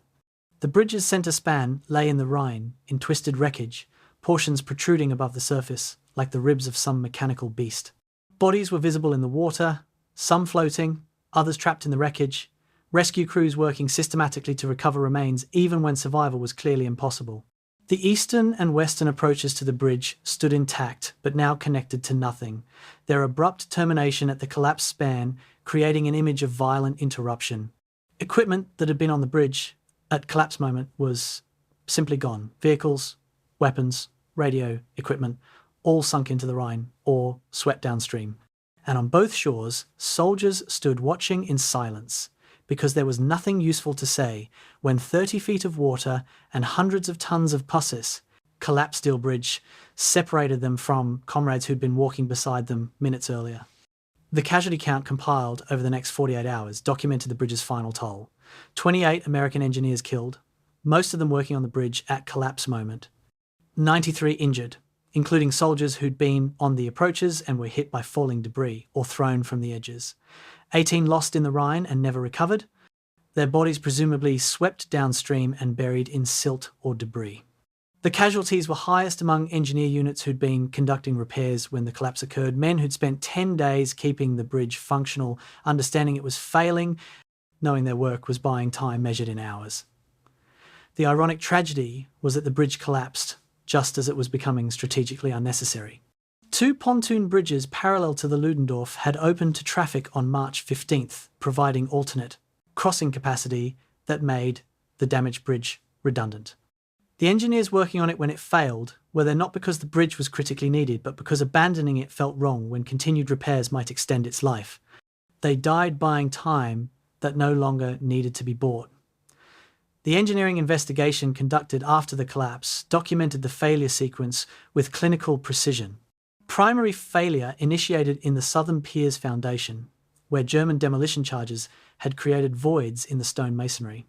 This foundation failure caused the southern arch to collapse, removing support from the steel superstructure. The superstructure had sufficient strength to have survived losing one pier if it had been in pristine condition, but cumulative damage from German demolition attempts, artillery bombardment, and 10 days of overload traffic had reduced structural capacity below the threshold needed to survive sudden load redistribution. The failure propagated from south to north as individual structural members exceeded their load-bearing capacity and fractured in sequence. From first structural failure to complete collapse, 165 seconds less than 3 minutes for a bridge that had stood since 1918 to completely fail. The investigation concluded that the collapse was inevitable given the bridge's condition and the traffic loads it was bearing. The only surprise was that it had stood as long as it did. The question of culpability was raised immediately and never satisfactorily answered. Should engineers have stopped traffic on the bridge hours or days before collapse? Should commanders have prioritised soldier safety over tactical necessity? Should the damaged bridge have been abandoned once alternate crossings became available? Each question had defensible answers on both sides. Engineers had recommended limiting traffic, but those recommendations were advisory, not mandatory. Commanders had weighed risks and decided tactical benefits justified accepting those risks. And the decision to continue using the bridge, even after alternates were available, reflected operational momentum and perhaps a reluctance to waste the efforts already expended to keep it standing. Nobody made obviously wrong decisions with clearly superior alternatives available. But the outcome was that 28 men died on a bridge that was known to be failing, killed by structural collapse that was predicted if not precisely timed. The after-action reports documented decisions without assigning blame, acknowledging that war creates situations where all choices involve risk, and some of those choices produce casualties, even when every decision was reasonable given available information. The Ludendorff Bridge's collapse ended the first phase of the Remagen operation but didn't significantly impact the campaign's outcome. By March 17th, the 2 pontoon bridges were carrying equivalent traffic capacity, and American forces had already moved sufficient equipment across to sustain offensive operations from the bridgehead. The original bridge's strategic importance had always been temporal. It mattered enormously for the first 3 to 5 days, when it was the only crossing available, mattered substantially for the next 3 to 5 days while pontoon bridges were being built, and became progressively less critical as alternate crossings became operational. Its collapse on day 10 was tragedy for the men who died but didn't materially affect operational capability. The pontoon bridges continued functioning, traffic continued flowing, and the bridgehead continued expanding. The Ludendorff Bridge had achieved its purpose through 10 days of service beyond any reasonable expectation. Those 10 days ended in structural collapse, and casualties couldn't diminish what the bridge had accomplished, but also couldn't erase the cost paid by soldiers who died when steel finally surrendered to physics after defying it for longer than anyone had right to expect. November 1978. A conference room at the United States Military Academy, West Point. General Dwight Eisenhower, 88 years old and less than 4 months from death, sat for what would be one of his final interviews about World War II command decisions. The interviewer, a military historian, asked about Remagen's strategic significance. Eisenhower's response was immediate and emphatic. The bridge at Remagen shortened the war by several weeks, perhaps a month or more. It allowed us to establish a bridgehead east of the Rhine ahead of schedule and disrupted German defensive planning throughout the entire theatre. The interviewer nodded, respectfully, then presented contradictory evidence, casualty statistics suggesting German collapse was inevitable by early March, regardless of Remagen. Logistical analyses indicating Rhine crossings would have succeeded wherever attempted, and German command documents showing Wehrmacht forces west of the Rhine were already retreating before the bridge was captured. Eisenhower listened, frowned, and replied with characteristic honesty. Well, perhaps the significance was more in what it represented American initiative and German failure than in pure military terms. But it certainly felt significant at the time.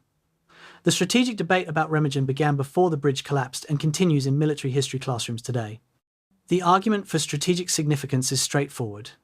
Remagen provided an unexpected Rhine crossing 17 days before Montgomery's carefully planned Operation Plunder, allowed 4 divisions to establish a bridgehead from which they could threaten Germany's industrial heartland, and forced German forces to fight on 2 fronts simultaneously, rather than concentrating against a single Allied crossing. The argument against strategic significance is equally logical. Germany was collapsing. By early March 1945, regardless of Remagen, the Rhine barrier could not have been defended successfully wherever Allies chose to cross. And German surrender timing was determined by Soviet advances in the east rather than Allied progress in the west. Both arguments are factually defensible, both are probably partially correct. The truth likely occupies uncomfortable middle ground where Remagen mattered tactically and operationally but didn't fundamentally change strategic outcomes that were already determined by broader military and political forces. The timeline analysis reveals complexity in assessing Remagen's impact. The bridge was captured March 7th. Montgomery's Operation Plunder launched March 24th, 17 days later. Germany surrendered May 8th, 62 days after Remagen. If Remagen shortened the war, the shortened period was the gap between March 7th and whenever First Army would have crossed the Rhine in absence of the Remagen opportunity.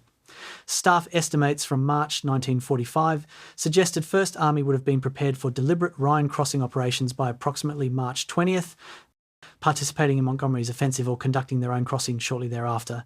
This suggests Remagen accelerated First Army's Rhine crossing by perhaps 13 days. 13 days in a war lasting over 5 years represents less than 1% of total duration, statistically marginal but potentially significant in terms of casualties avoided and territory captured during those 13 days. The resource allocation question illuminates how Remagen's exploitation affected other operations. Eisenhower diverted 5 divisions to Remagen that had been allocated to support Operation Plunder. These forces, approximately 60,000 troops with associated armour, artillery, and logistics, reduced Montgomery's overwhelming force advantage from roughly 4-1 to approximately 3-1 against German defenders. Montgomery's operation succeeded regardless, crossing the Rhine with casualties of approximately 1,300 in the first 48 hours. The Remagen operation suffered approximately 1,200 casualties, taking and holding the bridgehead through March 17th. The casualty totals are essentially identical, suggesting neither operation was significantly more or less costly in human terms. The strategic question becomes whether having 2 crossing operations proceeding simultaneously was better than having 1 overwhelming operation, and that question has no objective answer. Both approaches have theoretical advantages depending on German response capabilities, which by March 1945 were nearly non-existent. British military historians' perspective on Remagen tends towards skepticism about its strategic significance, often reflecting institutional bias favouring Montgomery's planned operations over American opportunism.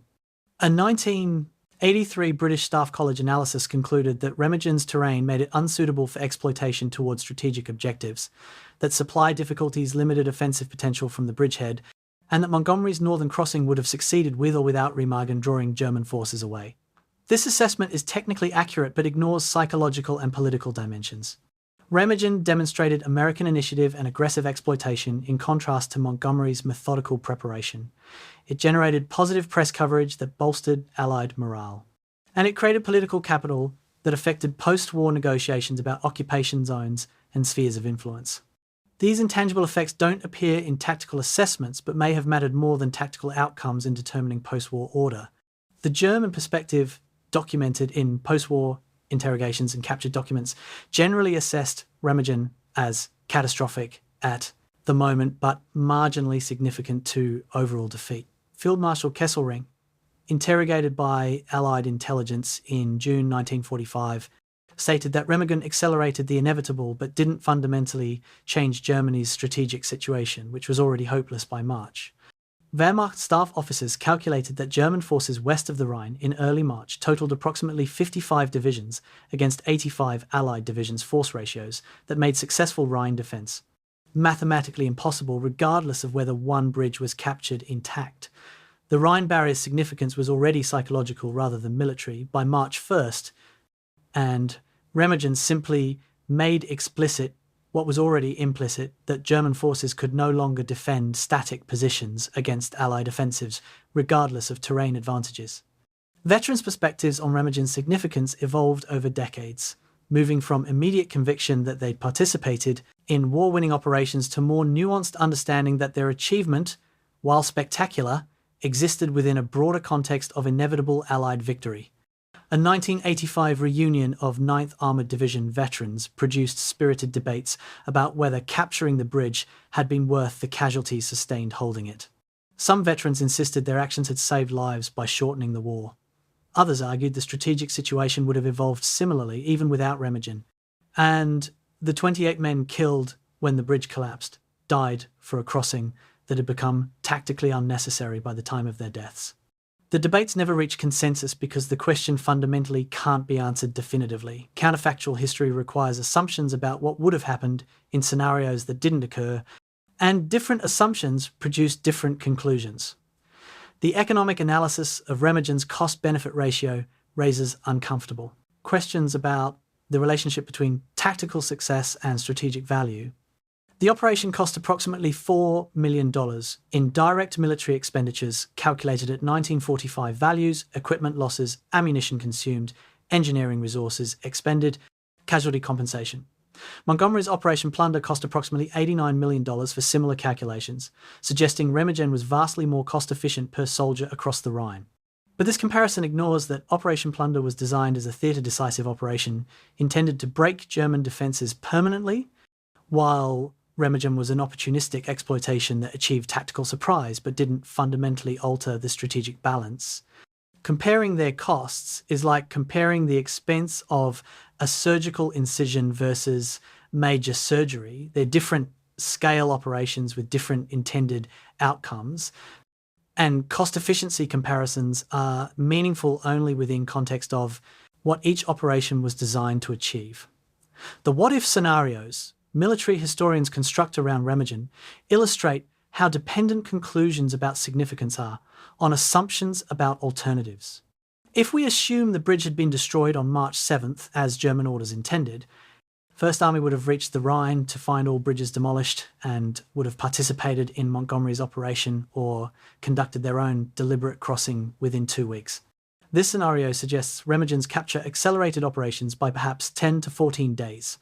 If we assume German forces had successfully counterattacked and destroyed the bridgehead in early March, American forces would have suffered several thousand casualties and faced delayed Rhine crossing plus damaged morale from a publicised defeat.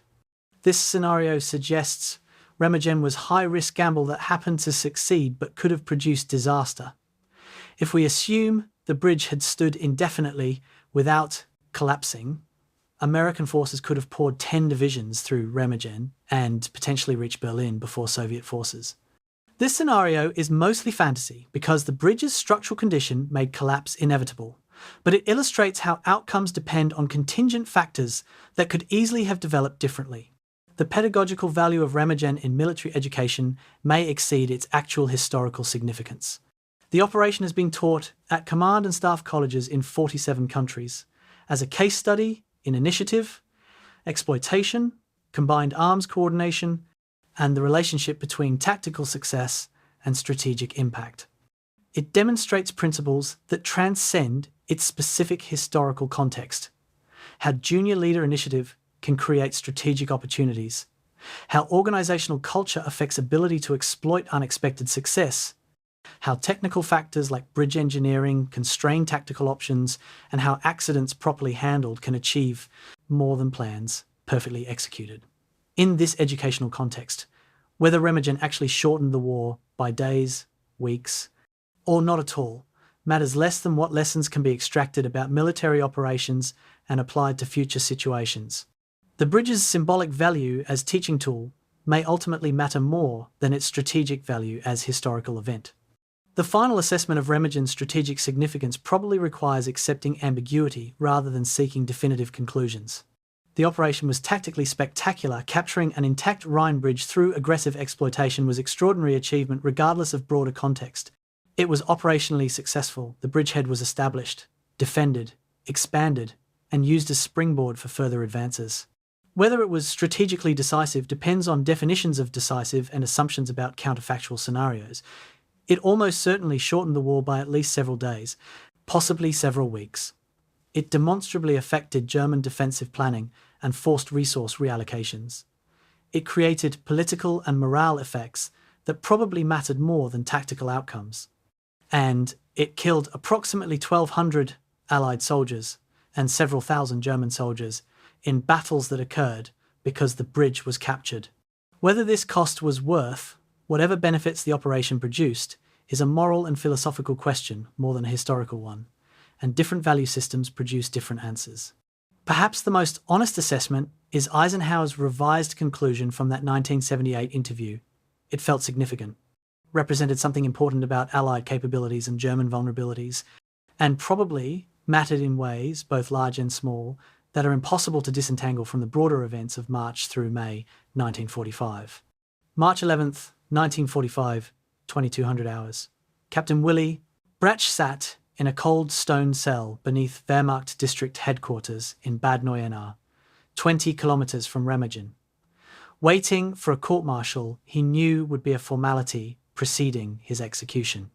40 years old, career engineer officer, veteran of campaigns in Poland, France, and Russia, he'd spent 23 years in uniform doing his duty according to orders and regulations. Now he faced death because following orders and regulations hadn't prevented a bridge from being captured intact, because Hitler needed someone to blame for a catastrophe that reflected systemic failures rather than individual incompetence, because someone had to die to satisfy the Führer's rage. Bratge had maintained meticulous records documenting his requests for adequate explosives, his objections to insufficient resources, his warnings that the bridge couldn't be properly prepared for demolition under current conditions. Those records would be ignored at his trial because the trial's purpose wasn't determining truth, but satisfying political necessity. He would be found guilty regardless of evidence, condemned regardless of culpability, and executed regardless of justice, because justice had stopped being relevant in the Wehrmacht's command structure when Hitler transitioned from military leader to ideological fanatic. The immediate aftermath of Remagen's capture produced predictable scapegoating as Hitler's headquarters searched for individuals to blame for what was fundamentally institutional failure. March 8th brought the first wave of reliefs. Field Marshal Gerd von Rundstedt, overall commander in the West, was removed from command for the second time in the war, the first time for retreating without permission in 1944, this time for failing to prevent the Remagen Bridge capture. General Richard von Bothmer, corps commander for the Remagen sector, was relieved and placed under arrest pending investigation. Major Hans Scheller, the newly assigned officer who'd arrived at Remagen days before its capture with vague coordination responsibilities, was arrested on charges of failing to destroy the bridge. Captain Karl Friesenhahn, demolition officer who'd actually triggered the explosive charges that failed to bring down the bridge, was arrested on charges of sabotage, the implication being that he'd deliberately failed to destroy the bridge, rather than that explosives were inadequate. And Captain Bratche was arrested on charges of dereliction for failing to maintain adequate demolition preparations. The arrests followed a pattern where officers closest to the actual event received the harshest treatment, while senior officers whose planning failures created the disaster received gentler handling. March 13th. The court-martial convened in a commandeered hotel in Bad Neuenahr that had been converted to military tribunal facilities. The presiding judge was General Rudolf Hübner, a jurist appointed by Hitler personally, understood that his role was ratifying predetermined conclusions rather than conducting genuine legal proceedings. The trial of 5 officers, Bratke, Scheller, Friesenhahn, Lieutenant Karl Peters, and Major August Kraft, proceeded with mechanical efficiency designed to reach conviction in minimum time. The prosecution presented its case. The bridge had been captured intact, the capture represented catastrophic military failure, and the officers charged were responsible for that failure. Evidence of inadequate explosive allocations was deemed irrelevant. Documentation of contradictory orders was dismissed as excuse-making. Testimony about systemic command failures was ruled inadmissible. The defense attorneys themselves, Wehrmacht officers who understood their careers, depended on not antagonizing the tribunal, presented perfunctory arguments for acquittal that they knew were meaningless. The trial lasted 90 minutes. All 5 defendants were found guilty. All 5 were sentenced to death by firing squad. Execution was scheduled for dawn the following day, March 14th, 0500 hours. The executions were carried out at a Wehrmacht training facility outside Bad Neuenahr, conducted with military precision that made the proceedings feel bureaucratic rather than tragic. 4 officers, Scheller, Friesenhahn, Peters, and Kraft, were executed simultaneously by a single firing squad. Captain Bratke was executed separately 30 minutes later, the delay unexplained but perhaps reflecting some residual recognition that his case was most clearly unjust. Each man was offered blindfold and last words. All refused blindfolds, choosing to face their executioners directly. Their final statements were brief and mostly practical requests that families be notified, expressions of loyalty to Germany if not to Hitler, assertions of having done their duty under impossible circumstances. The executions were witnessed by staff officers who'd been ordered to attend, ensuring the event would be reported throughout the Wehrmacht as warning about consequences of failure. The bodies were buried in unmarked graves at the training facility. Their families were not informed of the executions until weeks later, and then only through impersonal official notifications that listed cause of death as killed in action rather than acknowledging execution. The legal analysis of the Remagen court-martials reveals proceedings that violated even Wehrmacht military law standards, which by 1945 had degraded substantially from their pre-war professional rigour. German military justice code required that defendants be allowed to present evidence in their defence, that witnesses be permitted to testify on relevant matters, and that convictions be based on demonstrated culpability rather than political necessity. The Remagen tribunals violated all 3 requirements. Defence evidence was excluded as irrelevant. Witnesses who could have testified about explosive shortages and command confusion were not called, and convictions were clearly based on Hitler's demand for scapegoats rather than any genuine determination that defendants had committed chargeable offences. Post-war legal scholars analysing the trials universally concluded they were judicial murders rather than legitimate military justice, executions dressed in legal formality but fundamentally lawless regardless of procedural trappings. The contrast in treatment between junior and senior officers illuminated the cynical calculation underlying the Wehrmacht's response to Remagen. Field Marshal von Rundstedt was relieved of command but not prosecuted, eventually retiring to his estate where he lived comfortably until dying of natural causes in 1953. Field Marshal Model, whose Army Group B held operational responsibility for defending the Rhine, retained his command and would eventually commit suicide in April 1945, but faced no prosecution related to Remagen.